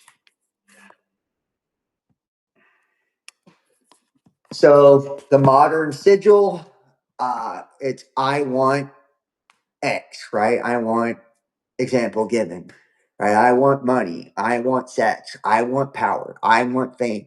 You know, I want this girl to love me, or I want this guy to love me. Goetic sigil, the symbol represents this particular spirit, right? So you have both of these different things. And in the Goetic, it's not that you don't want something, you know what I mean? But it's like the spirit you're dealing with is the master of what you want, right? I always use love as an example because everybody can relate to love, right? Everybody can relate to like wanting somebody to love them or wanting that one person so badly or having a crush on someone or, you know, having unrequited love and somebody not showing that love back and how frustrating it is. And, you know, maybe you prayed for someone to love you or be with you even, right? Um, so let's say you're summoning number 12 on there, Citri, or number 16, Zepar, right? Like you're chanting they're in, you're trying to get them to do this. And it's like, you got to study like what one's doing what. You go for Citri, that's more of a long-term love. Zepar is more of just a wham, bam, thank you, ma'am. Right. And they also, so these guys will help you get, right? You're making it's sorcery. You're making a deal with an entity. It's a covenant, right? You're making an offering. So we have the 72 spirits to go. Aisha organizes spirits according to ranks. We just spoke about this. Kings, dukes, princes, marquis, presidents, and earls. Sound familiar? Sound familiar?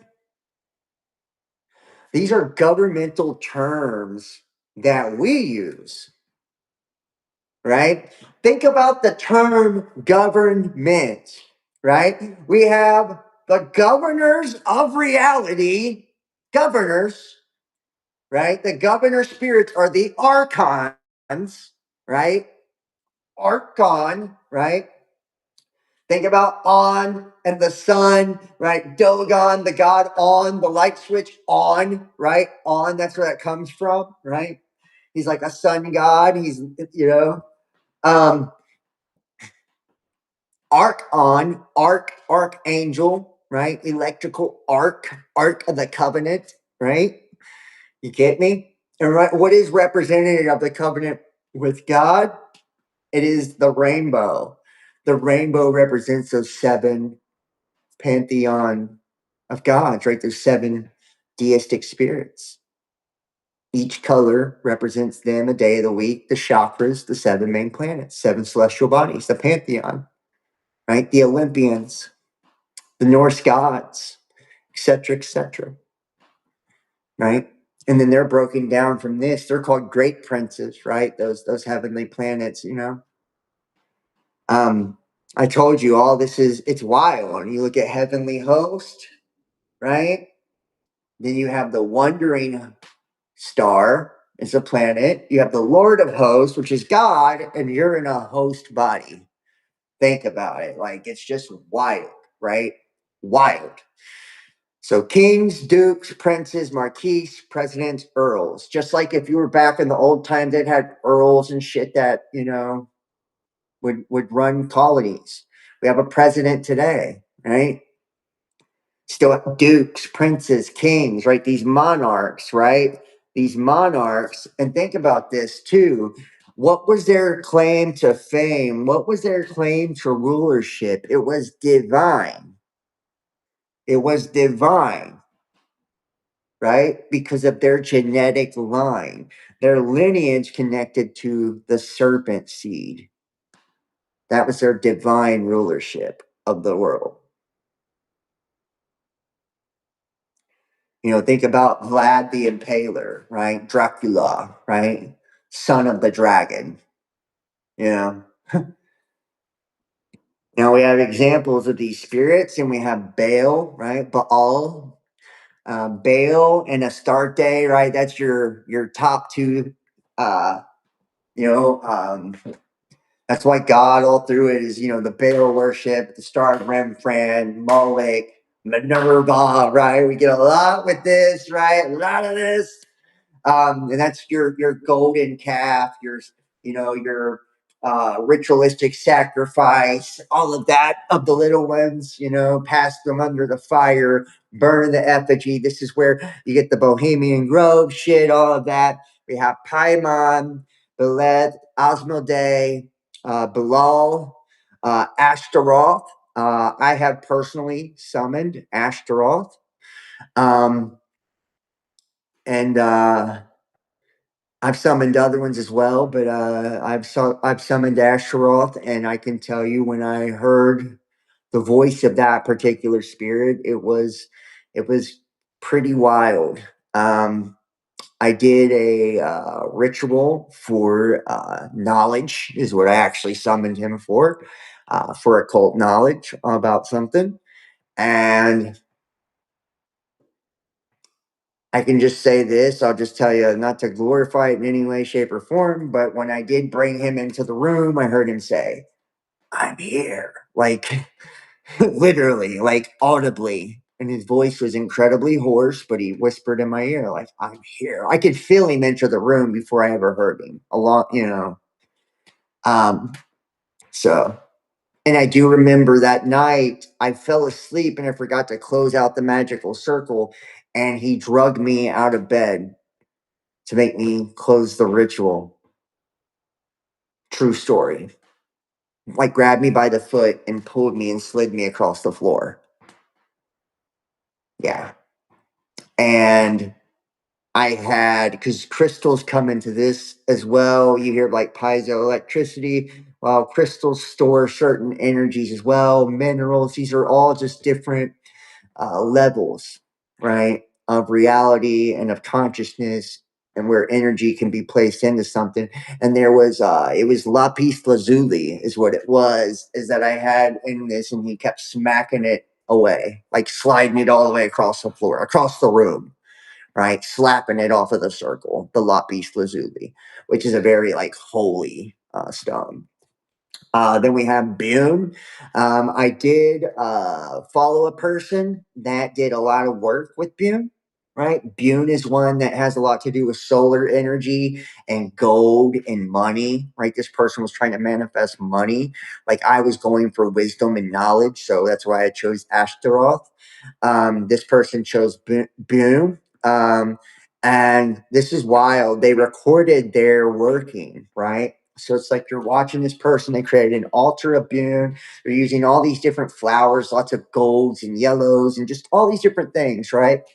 And you could hear this entity manifest on the live stream. I mean, it was wild. As soon as he starts invoking this thing, the live stream gets really fucking staticky, like I mean, really staticky, and it's like you could just hear the energy surging all through this guy's equipment. It was wild. Um, Another one, Visago.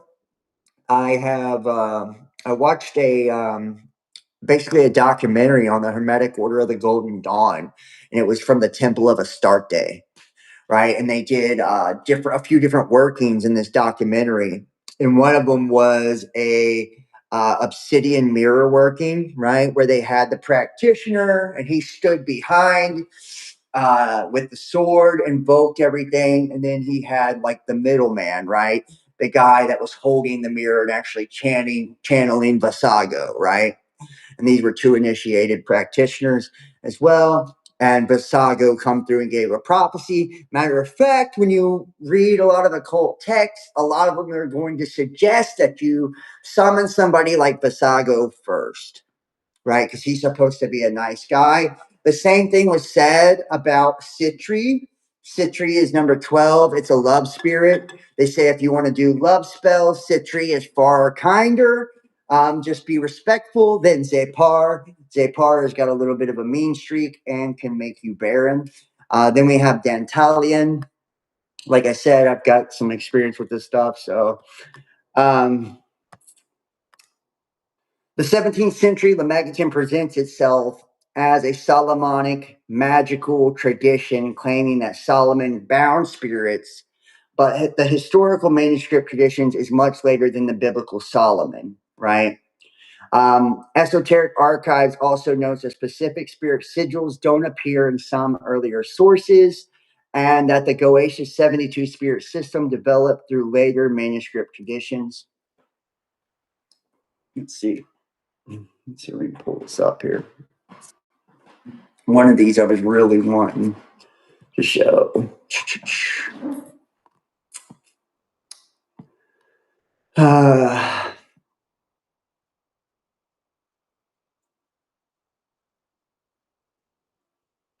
All right, so let's see here.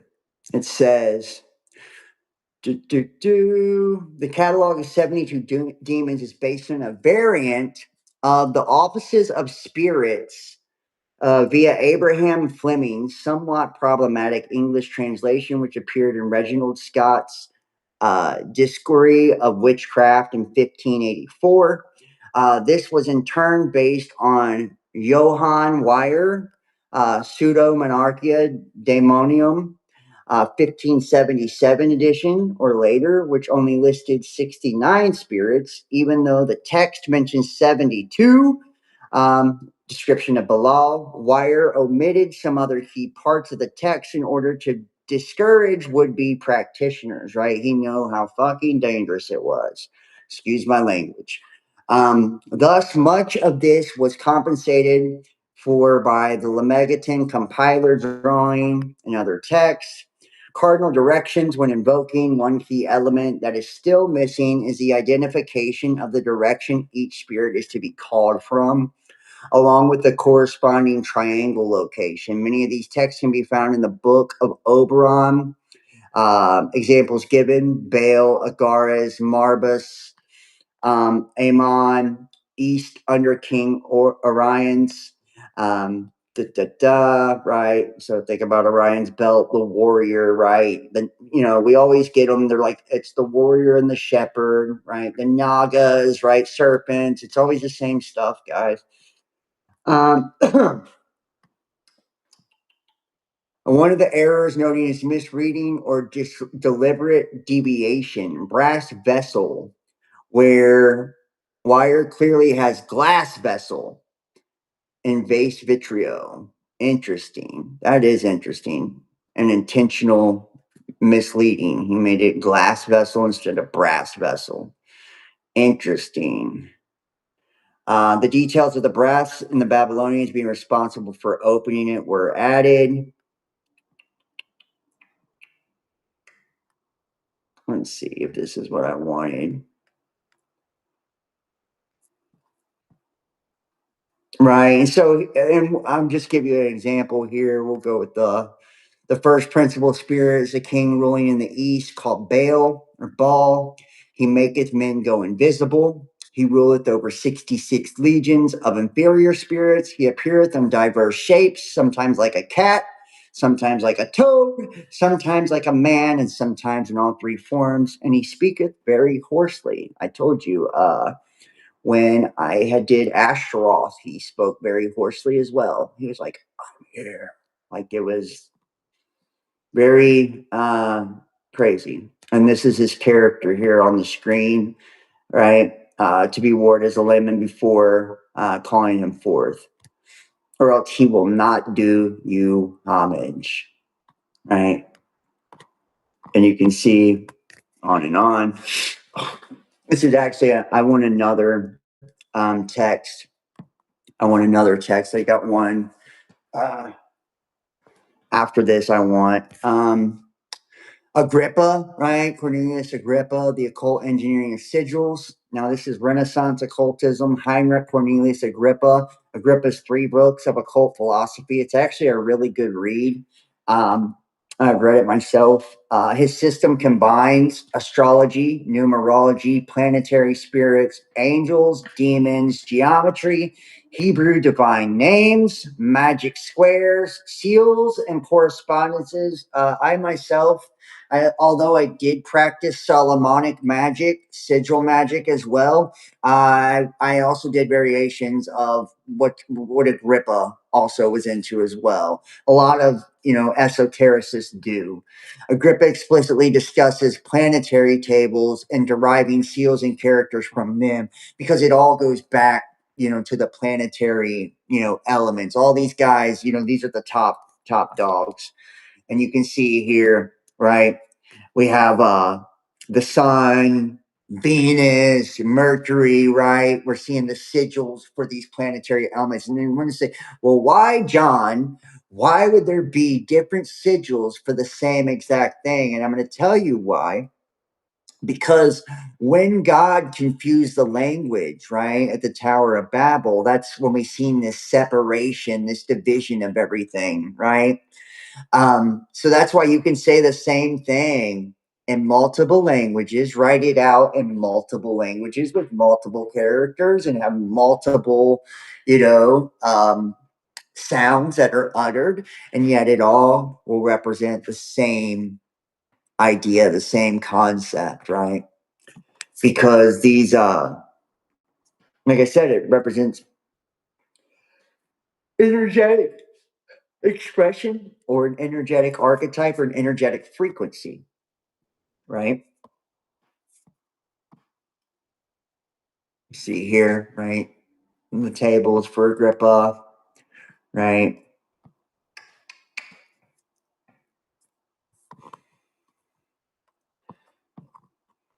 Right here, characters of the sun, the seal, the intelligence, the spirit, right? Again, Agrippa seals, stars, Agrippa's occult philosophy. And you can see here, take this off. This is the occult philosophy, figures of divine letters, right? We see the divine letters of Saturn right here, right? Jupiter, Mars, the sun, Venus, Mercury, and the moon, right? Notice 1, 2, 3, 4, 5, 6, 7, right? These are your 7 main deities. Just like I said, notice Neptune and Uranus are not on here. And do you know why that is? Neptune and Uranus actually take, and notice that's why you get like Gaia and Uranus, I think it's Uranus. Neptune and Uranus are outside of the bounds of the Saturn moon matrix. So they're outside of Saturn. So they're responsible for like the astral realm, the dream world, stuff like that, right? They're outside of within the physical bounds of Saturn. Saturn rules all that within his orbit. That's why it's the Saturn sun. He's a sun in himself, right? And we have a local sun for us as well, right? Um, you can see here, like it reminds you of Game of Thrones in the light of the 7, right? It's what it looks like to me, right? The set from Game of Thrones. See all their sigils here. I don't know why I use that picture for this episode, I think. Magic squares, which is also fascinating. Numbers being placed into a grid. And then The magician connects specific numbers to produce a planetary character. For example, Saturn, the 3 by 3 magic square. Jupiter is 4 by 4. Mars, 5 by 5. Sun, 6 by 6. Venus, 7 by 7. Mercury, 8 by 8. And the moon is 9 by 9. Agrippa describes these planetary tables and the derivation of seals and characters from them. So let's go to this. This is where I really think it gets really interesting to me is when we get into these other documents and shit too. Then you see you get more of an idea, of what these people really meant by the stuff they were show annotations, what they were getting into. Let's see. It is affirmed by magicians that there are certain tables of numbers distributed to the 7 planets, which they call the sacred tables of the planets, endowed with many and very great virtues of the heavens, inasmuch as they represent the divine order of celestial numbers impressed upon celestials by the ideas of the divine mind. Remember, in Hermetics, there is the 7 sacred sciences or the 7 Hermetic principles, right? You can find this in the Kabbalion and all this, right? It's always a 7, right? Because that's the divine number of God. You see why now. It's based on these guys. So they rule the physical reality. They're rulers of the reality. And I told you this, they're the governors or the archons, right? Um, these they're not watchers, right? Watchers would be the heavenly host, the luminaries, the stars. They're also messengers. These are a little different. These guys participated. They don't just watch. They got in on the action. They rule the reality, actually. So they're a different breed. But that's they rule the chakras and all of that. That's why that luminescent star in a jar. We see the prism of the firmament. They give each frequency of light combined with the divine spark of God, which traps that spark in here, which it's moving rapidly. It's slowed down to a lower density, right? That light is slowed down to such a low density, it becomes a vibration or a sound, which then is a projection, the idol, the image, the phantom, or the illusion, as spoken about in Genesis when it says in the beginning, we were made in the image of the Elohim, right? Remember, it all comes from El, which is God. That's why Michael, Gabriel, Raphael, Suriel, right? So on and so forth. Samakil,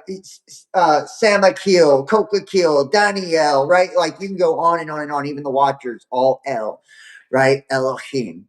And then under them, their slaves are the Igigi or Igigi, right? And you see this played out over and over and over, right? Anunnaki, Elohim, Igigi, right? These are different spiritual types of entity. And then you find this all over with all of the different mythologies and religions, right? We could go through all of them if we wanted to and just show you like the levels. Great virtues of the heaven, they must represent the divine order of celestial numbers impressed upon them. That's where we get numerology, right? The celestial numbers associated with all of this, right? 1 being masculine, 2 being feminine, 3 being the child, right? 4 being authority. That's why it's a fortress. 5 being the sexual energy. That's the pentagram, right? It's also, I believe, represented, or 7 Venus. But anyways, then you have 6, which is family, right? So on and so forth, right? So the divine order of celestial numbers impressed upon select, and think about it: 1 plus 2, masculine plus feminine. 1 plus 2 equals 3, right? The child. 3 plus 3 equals 6, the family, right? This is how the numerology works, We have the master numbers as well: 11, 22, 33, right? There was a third of the angels that fell. That's 33.333%, right? It's also where water goes from frozen to liquid again, right? 32 to 33 degrees. That's when Christ was, died. It goes on and on and on and on and on, right? So, like we see these different, the 13 in the occult, right? It's God with the 12 Jesus with the 12 disciples, right? the sun with the 12 zodiacs, or the earth with the 12 zodiacs, right? On and on and on and on. Okay. So, impressed upon celestials by the ideas of the divine mind, right? The ruling principle of all this in the Hermetic principles or the seven sacred sciences, right? The principle of the all is mind, right? Meaning that all is mind. It's mental. The universe is mental, right? So the divine mind means of the soul of the world and the sweet harmony of the celestial rays, right? And this is, Alex Bailey has done stuff on the rays, right? Treatise of I don't want to say it wrong, but it's on the celestial rays, right? Which are another word for just the lights, right? Their colors, their lights, because all these angelic beings are giving off frequency. Satisfying according to the proportion of effigies, super celestial intelligences, which can no other way be expressed than by the marks of numbers and characters. For material numbers and figures can do nothing in the mysteries of hid things, but representatively by formal numbers and figures, as they are governed and informed by intelligences and divine numerations, which unite the extremes of the matter and spirit to the will of the elevated soul, receiving through great affection by the celestial power of the operator, a power from God applied through the soul of the universe, and observations of celestial constellations to a matter for a form, and mediums being disposed by the skill and industry of magicians. But let us hasten to explain the tables severally. The first of them is assigned to Saturn and consists of a square of 3 containing the particular number of 9, and in every line 3-way through each diameter, making 15, right? 1 plus 5, 1 plus 5, 1 plus 5. Now the whole sum of the number is 45. Over this are of divine names set, such names as fill up the numbers with intelligency to what is good, which is a spirit, is what is bad. Now the same numbers is now the seal as the character of Saturn. And we think of like the spirits, God has the same things, right? Jehovah, El Shaddai, right? You got all these different names which are different aspects or archetypes or energies of God. The character of Saturn and the spirits thereof, as we shall beneath ascribe to the table, to say that this table with the fortunate Saturn engraven on a plate of lead, right? Because lead is the material helping to bring forth or birth and to make a man safe and powerful, called success, a petitious with princes and powers, but it be done with an unfortunate Saturn, that it hinders buildings, plantings, and the like, and casts a man from honors and dignities, and causes discords and quarrelings, and disperses an army. The second is called the Table of Jupiter, which consists of a quaternarian drawing into itself, containing 16 particular numbers in every line, a diameter of 4, making 34. The sum of the all is 136, and there are over it divine names and intelligences to good, with the spirit to bad, and is drawn out a character of Jupiter, and the spirits thereof to say if to be prized upon a silver plate, with Jupiter being powerful and ruling, it conduces to gain, riches, favor, love, peace, concord, appease enemies, to confirm honors, dignities, councils, dissolve enchantments, if it is engraven on a coral. The third table belonging to Mars, which is made a number containing 25 numbers, and every side dark side number of 5, which is made 65. The summer is 325. They're over with defined names, intelligence to good, spirit to bad, and out of it is drawn the character of Mars and his spirits. Mars being fortunate, but being engraven on an iron plate or sword that makes with a potent in war. That's why you hear, like in Immanuel Velikovsky's Worlds in Collision, the sword of pestilence of Mars during these particular ages where there was all the fire and brimstone, etc., right? Man's impotence in wars, judgments, petitions, and terrible to his enemies, and victorious against him if engraven upon the stone of Coriola. It stops blood, menstrues, but it would be engraven on Mars. Being unfortunate on a plate of red brass, it hinders buildings, casts down the powerful from dignities, honors, riches, causes discord, strife, hatred of men, etc., right? The sun, made of a square and contains 36 numbers, whereof 6 in every side. The number producing the sun is 666, right? It's divine names with intelligence, what is good. And you can go on and on and on with this. We don't want to do every one of them. I don't want to do every one of them for you, but I feel like you're getting the gist of it. It really, it's a really kind of, you can use like people's life path, right, as well. Like, my life path, I'm a 33 life path, 33-6, right? Master teacher and healer, right? So like these occultic gifts, right? They you come according, born in the year of the pig. I mean, I could go on and on, right? Like astrocartography, I'm born on the 33rd parallel, you know. Dallas, Texas, it's like all this shit, right? These are all just different aspects of this. The basic hermetic model is God and divine source above the intelligences, angels and spirits, planets, stars, earth, physical matter. The magician attempts to manipulate correspondences between these levels. Agrippa discusses celestial influences, spirits, magical images, geometrical figures, and planetary correspondences. Now, the geometrical figures are, this is sacred geometry right here, right? Sacred geometry, these geometrical figures. I want you to look at, for instance, Washington, D.C., right? So the Freemasons, right? All of their temples are without windows. Remember, Solomon used these demons to build his temple. He was the wisest man to ever live, right? So a lot of these secret societies, like I said, Rosicrucians, OTO. I could go on and on. Hermetic Order of the Golden Dawn, so on and so forth, right? Temple of Astarte, on and on and on. All these temples represented Solomon's temple, and these rituals are to walk you into different parts of the collective unconscious, so because you're activating different parts of the psyche that are dormant, right? Because these parts of us were wiped out in ancient past, right? But we're still connected to these parts, and we can reignite these dormant parts of the brain, these dormant parts of the mind, uh, through these different rituals, and it's to build the spiritual temple of Solomon, right? We're doing it with demons. We're facing these shadow aspects of ourselves. I'm sure you guys have heard that phrase a lot, right?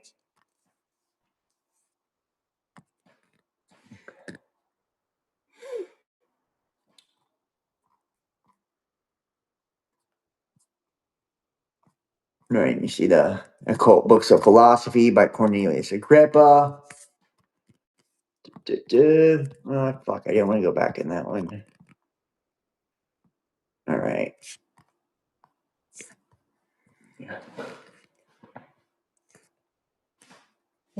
All right. So a sigil just isn't necessarily viewed as just a picture. Within ceremonial magic, it can function as a symbolic interface between the material and spiritual worlds. That's a historical occult claim. Now we get into Kabbalah, and the secret names. And AI says this deserves its own segment. It does. In many forms of Western ceremonial magic, letters themselves become magical objects, right? This is where we get into characters and all of this. Like I told you at the beginning of the video, I believe, just from my own particular beliefs, I believe that these spirits, right? And I kind of didn't get into this, I don't think, or I feel like sometimes I don't finish my thoughts because I get, so scatterbrained moving on to the next thing. But I believe that when, they had the great deluge and all the floods and all this, they built these pyramidal structures all in these ley lines using the energy, astrocartography, right? Earth grid, using the ley lines of the earth, and then using monolithic, pyramidal structures and all these, right? To harness magnetism, right? Because these are the perfect, like, to manipulate magnetism and energy. And then they covered these places that are on energy lines with glyphs, right? Glyphs. And it's like books of it's, Egyptian texts and spells, rituals, order of operations for the underworld. It's like to amplify this so they didn't lose that knowledge, because I'm telling you, you'll hear about it in the Emerald Tablets of Thoth. You read the Emerald Tablets of Thoth and it says, just to read the book 100 times, right? 100 times. And remember, each mineral and shit like that has its own essence as well. So emerald, right? Um, and it's green and all this, right? There's birthstones according to it. So, think about sapphire, right? I'm just going on and quartz, lapis lazuli, rose quartz for love, right? Like, these all have properties. Obsidian, right? All of these, they all have properties. Um, and he said to read it 100 times because the light in you would respond to the light that were in these tablets, right? Meaning it starts the initiation process, because even if you don't recognize it, this is why symbolism is so powerful. This is why you see the symbolism in predictive programming, trauma-based mind control, all of it, propaganda, all of this stuff, right? This is why symbolism is so powerful in that, because you don't have to be conscious of what's being seen, right? Your eyes are still receiving that image, which is you're interpreting the light waves or the electrical signals, right? That your eyes are interpreting as light waves, and it's being transmitted to your brain, and your brain, right, processes that and interprets that as an image, right? Just as if you was to hear it, same thing. That word, that sound vibration vibrates your eardrums. You interpret that as a sound wave, and it's an electrical signal interpreted by your brain. Same thing. It's just a spoken one instead of a visual image of it, right? So I hope this is starting to make sense, right? Smells, the same thing. Aromas, incense, right? Taste, food. That's why herbs, like, same thing, right? And then you have minerals that hold energies. These are just different variations of the same shit, right? Or things that assist or coincide with these frequencies. And at the top, there's a ruling spirit or entity or archetype, right, that goes along with this.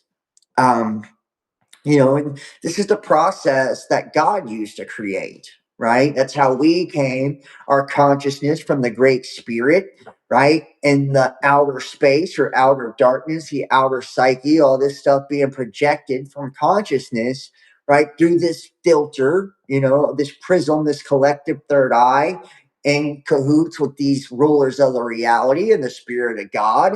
And now you have this process of soul luminescence, right? This prism process that's taking place, this separation of light and this slowing down, right? And making it at such a dense state that it vibrates so low and slow, it becomes solidified as matter, right? Lead, Saturn, right? That lowest one. It's a it's a negative polarity, lower vibration. So the more physical you get, the more negative, distorted the polarity is, the more there's separation as well, right? And you got to start understanding how all this works, right? Because there's rules to this stuff, right? So this is how they do that. Numbers correlate to it, colors correlate to it, words correlate to it, images correlate to it, right? And that's what a magical practitioner is trying to do. They're trying to take in all the elements and create the perfect environment or the perfect sequence to make something come to fruition. So the magician's work may include Hebrew letters, divine names, angelic names, numerical values, gematria, right? You guys are familiar with gematria, planetary correspondences, and permutations of letters as well. The underlying concept, the true name contains powers. This is why in Exorcist and all of this, right? It's a demonic spirit's name that allows you to exorcise that demon, right? Same thing with, me. If I'm including you in a curse or a spell or a ritual, I'm including your name or a picture of you, an image of you, right? Same thing. That's why a lot of native cultures don't want people to take pictures of them, right? They say it captures the soul. We're making moving images with movies, right? It's what we're making is a moving image, right? These are idols. That's why they're called celebrities or stars, right? To get you to worship the stars. Hollywood, the wood of a holly tree, right? For a magical wand. You got to think about all this, right? It's a vision, right? They're telling you a vision, right? That's a prophecy. That's why you see predictive programming. We all watch it and we collectively co-create it and manifest it and make it happen, you know? That's why you see like does art imitate life or life imitate art? Well, both. They're mirrored realities. So of course it's both. You can't have one without the other. That's the concept of the scrying mirror. It's just a reflection. That's all any of this ever is. That's why you see like inverse manifestation where they do it in reverse. That's all of this. It's faith because it's the act of believing. It's like you believe it before it ever happens. Right? Jesus always thanks God before he ever receives anything. You see the same thing in the new age. They just call it having gratitude for it. Right? Act as if it's already happened, as if you already got it, as if it's already done. Fake it till you make it. The idea appears throughout ancient magical traditions, and when the name becomes word, number, diagram, seal, finally sigil. We move to Golden Dawn, 19th century ceremonial magic, right? Hermetic Order of the Golden Dawn. They synthesized um, Hermeticism, right? Which, think about it, occultism. Occult means to be hidden, right? It's the hidden knowledge, hidden mysteries. These are also what they call in the Bible as the depths of the serpent or depths of Satan, right? So when he talks about being innocent like children and those who haven't learned the depths of Satan, right? So there is a stealing of innocence that comes with this awakening, this initiation. It truly is. You're no more. You're no longer childlike. That's why you ate from the tree of the knowledge of good and evil, which is probably witchcraft, right? Surely you will die. Yeah. You have Kabbalah, you have astrology, tarot, alchemy, which is also very big in the occult. This would be called greater keys, right? Or Rosicrucianism, the rose and the cross, the rosy cross. More akin to like Manly P. Hall and shit like that. But it's essentially the greater keys are dealing with a transmutation, an alchemical mutation with the spirit, right? So then it's like working on the higher self, right? And trying to transmute that through magical workings and initiations, right? Opening up different parts of the subconscious and the psyche, activating certain aspects of the energetic body through metaphysics, and working with certain principles to create whatever it is you're trying to create. Um, Egyptian symbolism, like I said, I believe this was all created to preserve after these destructions of this old Nephilim technology. We look at Tartaria, all of that, all the Tartarian buildings, they didn't have angles and shit because angles trap energy, right? They were all curved and they were flowed, right? They were flowing. They had copper all in them. They had different types of ways to like generate energy, right? All covered in sigils and symbols and monolithic, just different geometric shapes or on ley lines. Like whoever did these, they understood what they were talking about. This is probably your lost civilization of Atlantis. These were probably Nephilim, fallen angels, right? When the gods walked the earth, so to speak, right before they were destroyed, them saving their stuff. And you see what is it? Not Qumran. Is it Qumran, right? These caves that they have where, like, literally, it's like underground cities where 20, 30,000 people could have even been. I mean, it's just fucking wild, right? And you see this in Turkey and just all over the world, man. All over the world. You even see the Mesoamerican cultures that just up and disappeared, the Mayans, the Mayans. So, like Egyptians, right? We see Egypt being referred to, Old Kingdom and the New in Egypt as like basically the Bible's like, yeah, Pharaoh, all this is like the cradle of civilization. And then you see like even the Tartarian thing, right? The Mongols Empire and all this concrete. And then you look at like Tartarian flags and they have like the griffin on them. Like these are demonic sigils there with the Tartarian flag. Think about Tartary, right? Where's Tartary? Tartarus, it's hell, right? And I bet nobody even thinks about when they talk about the Tartarian stuff, you know?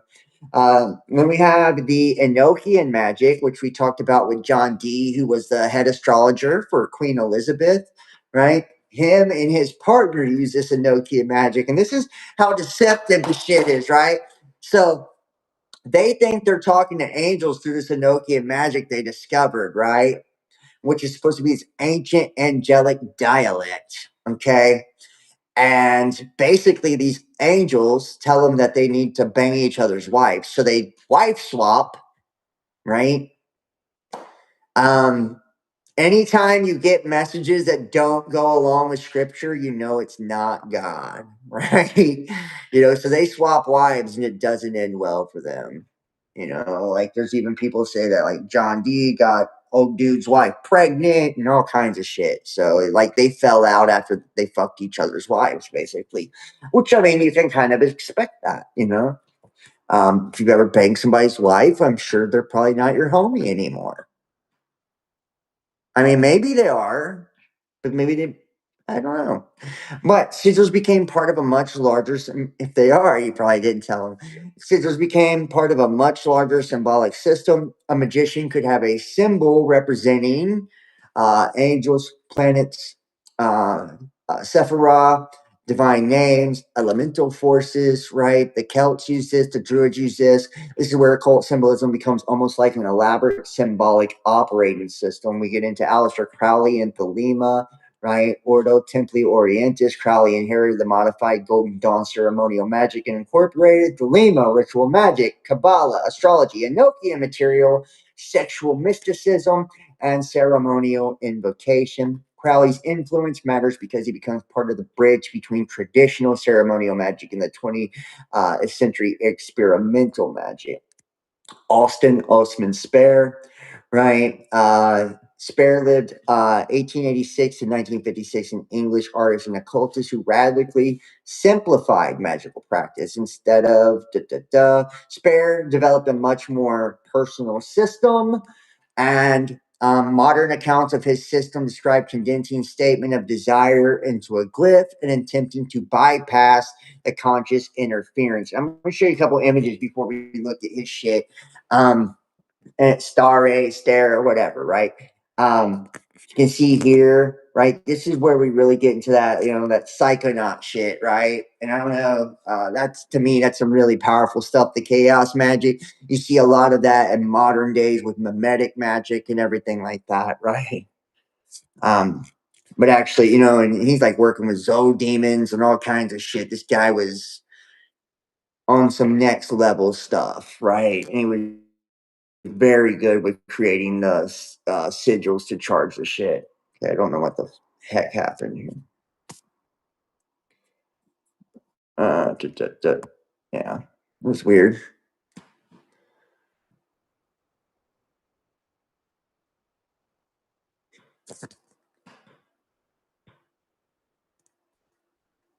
Not sure what happened. And if you guys are watching at home, hit the thumbs up, hit the like, whatever platform you're watching on, please. That helps with the algorithms. Comment on the video. Let me know what you think about all this. I'll try to answer all the comments. Share the links to your social media, wherever you're at. And like I said, follow me on social media, Instagram, Facebook at Best Damn Podcast, X, The Real Best Damn, YouTube Best Damn Podcast Official, and join us over on Rumble. And please considering tipping, donating, joining us over on Patreon. We're viewer powered, so it's Patreon, Best Damn Podcast Official, Cash App, Best Damn Podcast, or PayPal, The Best Damn Podcast. All of the links to all the different social medias and content platforms and donation platforms and all that good stuff, the uncensored content, all the links are in the description. So not sure what's taking so long with this thing. Give me 1 second, guys. Let me get a drink here.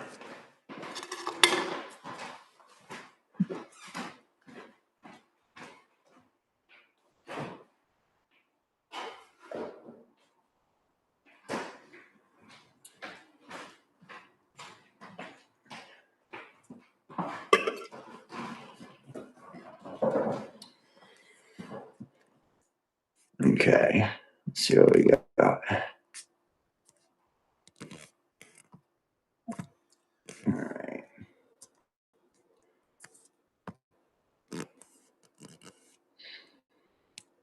What the fuck? All right. I don't know what I've done here.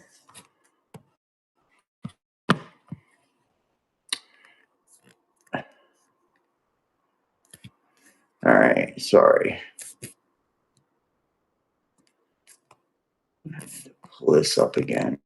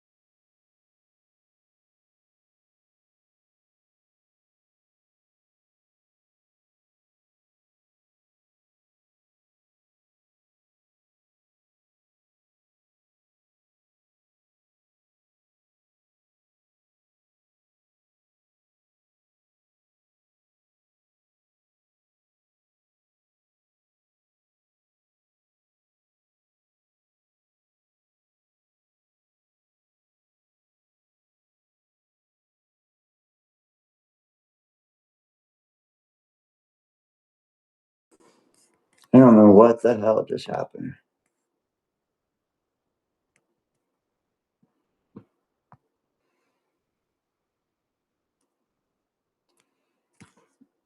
All right. Not really sure what happened there, but here we go. All right. So here we are. This is Sparre's Revolution, right? And let me see if I can pull this up. I think it's from the Hermetic Institute. I think it's from the Chaos Matrix one. All right. So the end of the 19th century, beginning with the 20th century, was a time characterized by radical changes and great heretics. The secret lore and the occult in general were triumphant, and there were good reasons for this. The triumph of the materialist positivism with its Manchester industrialism was the beginning of the show, its first malice resisting social and psychological uprooting. Right. And here we go. This is kind of like the basis of the sigil magic, right? This is my wish. Here we go. This sentence was to be written down in capitals. This is my wish to obtain the strength of a tiger. This is always the example they give for whatever reason. A sentence must be written down in capitals. Next, all the letters which appear more than once, and I talked about this at the beginning, are deleted, right? So you mark out all the ones and they show you, right? This is my wish to obtain the strength of a tiger, right? So the asterisks denote crossed out letters, also beginning the declaration of intent. This, my will, instead of this, my wish, may prove more efficacious, right? So instead of saying this is my wish, because wish comes from a state of lack, right? That's why they're changing the wording there, because words have power, remember, right? We stand under when we understand the spell or spelling of the word, right? So that's why it's Babel, right? Like this is word magic. So this is my wish, right? You cross them out, right? Thus, the following letters remain, right? This my wobenerfji, right? Like See what I'm saying? This is what I was talking about with like speaking in tongues, like people will, or abracadabra, right? The sigil is created from these letters. It can be a in or incantation, a chant, a phrase. You can take all those sigils or all those letters and make a sigil, right? A logo out of it. We're using all of them, right? It is permissible to consider one part, for example, M as reversed as W or seen from the side as an E. Hence, these three letters do not have to appear in the sigil three separate times, right? So they can, be positioned in certain ways. An E, da da da da, blah, blah, blah. There are numerous possibilities and representations of stylization. So, this would be my will to obtain the strength of a tiger. Sigilized would be like, this is my wish to obtain the strength of a tiger combined as one sigil, right? However, it's important that the end of the sigil is as simple as possible with various letters recognizable even with slight difficulty. The artistic quality of the sigil is irrelevant, but for simple psychological reasons, it should be obvious that you should not just scribble or doodle in haste, right? They want you to take your time, right? You're consciously creating and manifesting something. So you should strive to make it to the best of your abilities. The finished sigil, which in the beginning will probably take a few attempts to construe, will then be fixated. You may draw it on parchment, paper, sand, or even a wall, right? According to Sparre's short instructions, it should be destroyed after its internalization. Okay. Thus, you will either burn the parchment, wipe it out in the sand, bury it, put it in the ocean, whatever. You can use elements as well for this. Okay. Or depending what phase of the moons are on or what day of the week you're at. If you want love, you do it on Venus, Friday, da da da, right? This is all part of it. Sparre's basic idea of the sigil together as a meaning must be planted within the unconscious, right? Because the unconscious is where we get all that information downloaded, right? We process it all from there. So it's activated from, that's our reservoir. Okay. So there's that. Okay. So that you'll either burn the parchment, wipe it, da, da, da, da, da. Afterwards, the consciousness has to forget it so that the unconscious can obey its encoded direction without hindrance, right? So this is why, you can get people to participate. That's what a lot of it is because of free will, is getting people to participate in their own rituals, their own demise, because they don't know a bunch of shit to screw it up. That's what they say. Oh, you do a love spell or something, you forget it afterwards. Don't think about it. Because all your doubt and shit is you're going to put bad juju on it, basically. When the sigil is ready, it's activated by implanting it into the psyche or implanting it into other people's psyche by showing it. This is the most difficult part in the process, and Sparre offers only very few hints on practical procedures. However, it's crucial that the sigil is internalized in a trance of sorts. You see the trance in all different ways. Like people do it with candle magic, staring at the flame of a candle. This happens in lots of ways, right? The internalization. This may take place in a state of euphoria. People use drugs to do this. Altered states of consciousness. It's same thing with say somebody is channeling. All of this stuff. These are all altered states of consciousness, right? Means of drugs, ecstasy, sex magic, masturbation, sexual intercourse, or ritual, or a physical fatigue, right? So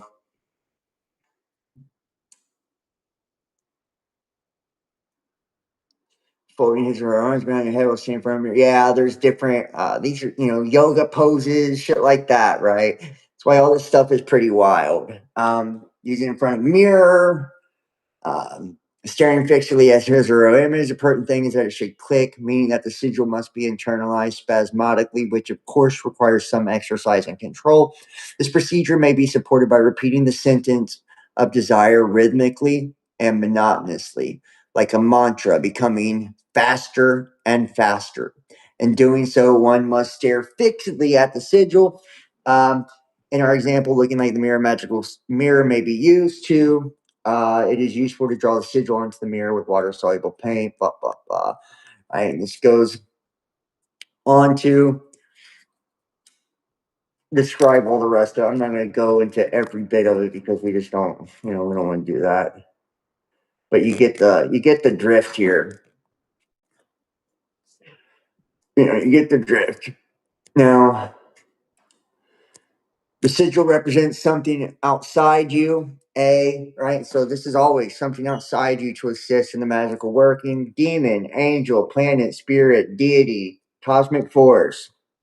The sigil can represent something within you, the unconscious, desire, psychological energy, the psyche, right? Chaos magic, right? Which is the modern form. This is also goes into meme magic, mimetic magic. We've seen this with like Keck the Frog and shit like that. There was a lot of this going on the internet, we still see it out there a lot. Just, you know, chaos magic emerged primarily from late 20th century occult experimentation, heavily influenced by Spari. The central concept becomes belief itself can function as magical technology, right? Different belief systems can be treated as tools. This is a major departure from traditional religion, right? Now, I want to show you too. Let's see if we can pull this up.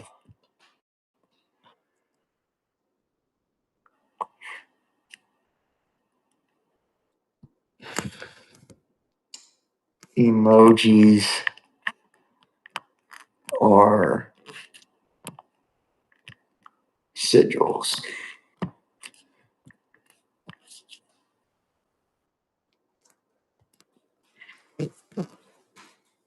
There you go. There you go. There you go, bro. This is showing you, right? Your Solomonic sigils right here and how they're all different emojis. That lets you know right there, buddy. It's all right there. I think that is so fucking wild, actually. So, so wild.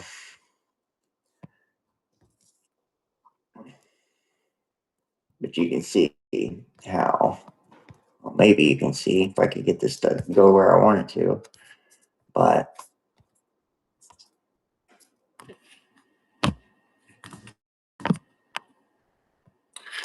you see that it's literally, though, these are emojis that we use, right, as sigils. It's pretty crazy when you think about it. Pretty crazy. And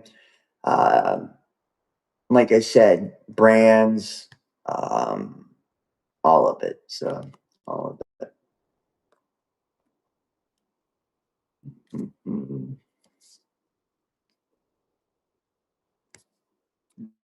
Closing in on 3 hours here. So, oh shit.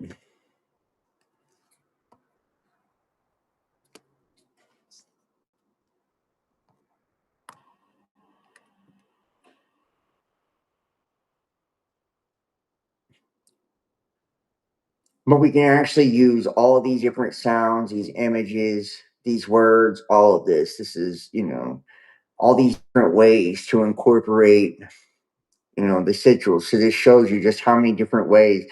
The enemy's got 1,000 different tools at their disposal, and it's like, this is not to like say, that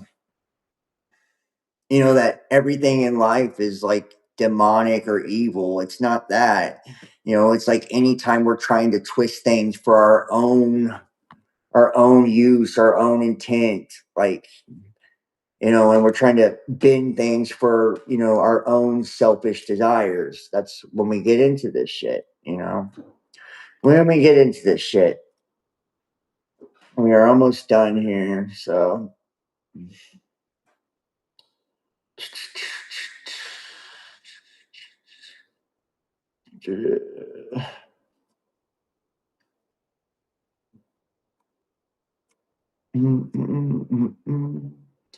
All right.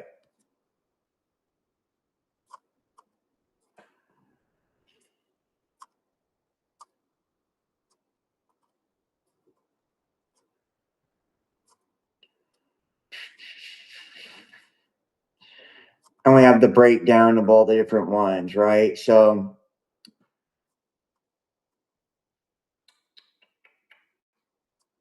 and we have like these three magic the models of the sigil, right? Model one, the supernatural. The sigil actually connects you to the external spiritual force.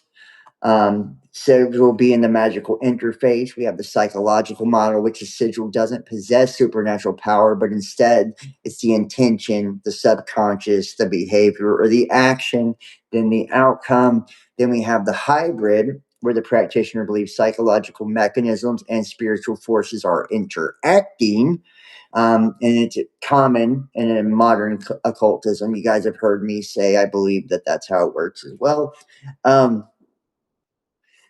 And then we have the source of authority. Christianity says that sigils are satanic, right? That these are forms of witchcraft, God, revelation, prayer, and obedience, right? While occultism gives you the human will, the technique, the symbol with the supernatural result, right? And this is where we have, philosophically where things collide. We have the manifestation connection, right? Modern manifestation culture frequently uses, and every one of these are covered under this, right? Affirmations, visualization, vision board, intention setting, energy, right? Frequency, vibration, subconscious programming, manifestation symbols, angel numbers, sacred geometry, right? Um, so, what does visualization become a ritual? What does an affirmation become an incantation? And when does a symbol become a magical instrument? And you got to really ask yourself each one of these things.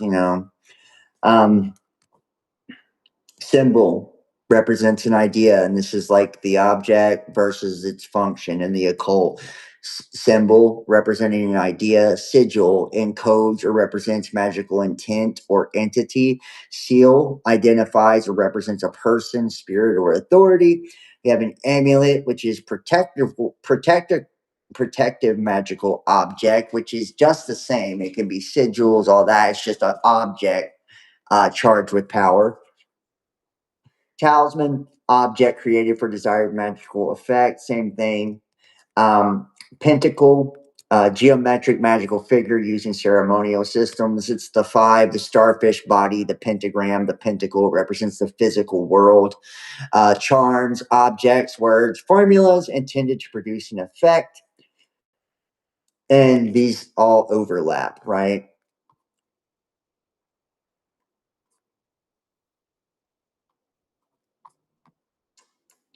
Um, And then when we look at, from occult compared to the Bible, right? Occult powers, how do I manipulate the spiritual reality? How do I make shit work for me? Versus biblical faith, how do I submit myself to God's will? Right? We have James 4:7. Submit yourself, therefore, to God, resist the devil, and he will flee from you. John 4:1. Beloved, believe not every spirit, but try the spirits, whether they are of God, because many false prophets are gone out into the world, right? Which is basically, this is the framework of don't actually believe every supernatural experience. So it's like when people talk about the Pleiadians and uh, all the different crap that people are into nowadays. It's funny. Bashar and all this is like, dude, come on, man. You can't be that dumb. You can't be that fucking dense. Really, you can't. You know, it doesn't take an occultist to see what these people are actually doing. Right. The most interesting biblical question: does intention itself become idolatry? The sigil practitioner saying, "I'm not worshiping anything." Right, but what are you attempting to accomplish? Right. if the practice involves supernatural knowledge, supernatural power, spirit contact, divination, manipulation of reality, magical protection, summoning, binding, manifestation through technique, then the scripture gives you a framework for evaluating it, right? And this is when terminology changes, right? It becomes sorcery, becomes magic, becomes ceremonial magic, becomes chaos magic, becomes energy work, becomes manifestation, becomes subconscious programming, becomes reality creation. So, has the underlying worldview changed? Sometimes yes, sometimes no. And then we just kind of get to, all of the sources here. But, um, and this is like I said, not to say that everything you are looking at. We're going to stop the share here. Everything that you're looking at is, you know, the occult, and you're practicing some form of witchcraft. I honestly, I don't believe that. I don't believe that. I don't believe that everything that people are out there, messing with and all of that is witchcraft. But I do believe a lot of people, a lot of people are really, they're fooling with things that they have no idea. They're fooling with things they have no idea. It's really hard for a lot of people to see, like that's what they're doing, because they're touching on things, um, that may seem innocent enough, especially when you got these teachers and shit like that telling you, like, oh yeah, don't worry about this, you know. This is just manifestation. We're just attracting things. We're just chanting mantras or affirmations, or this is just yoga. These are stretches, right? It's just your kundalini activating. I'm telling you, every one of these things, these are opening doors. They're opening doors, and you just better know what the fuck is waiting on the other side of you on these doors, because I promise you, it's nothing good. you know, Nothing good. And you can take that or leave it. I think the Bible backs it up 1,000%. I'm not an authority on anything. I'm just a regular ass dude. I'm not a good Christian, but, I do believe, that the Bible is the Holy Spirit inspired, right? It's literally infused with the Spirit of God. It's the book of truth, right? It's the basic instructions before leaving earth. Christ is the Messiah, God incarnate. I believe that to be the truth. I believe that there is a hierarchy of entities that a lot of people have no clue, what we're dealing with. And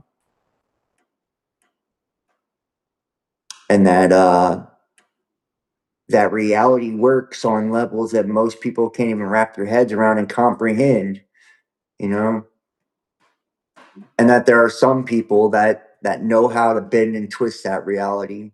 And a lot of us are doing it unknowingly, through manipulation and all of this. Through our charm, our charisma, we don't know we're doing it. There are people that are pastors and shit that are doing it, to their congregations. They're just unknowingly doing it, you know.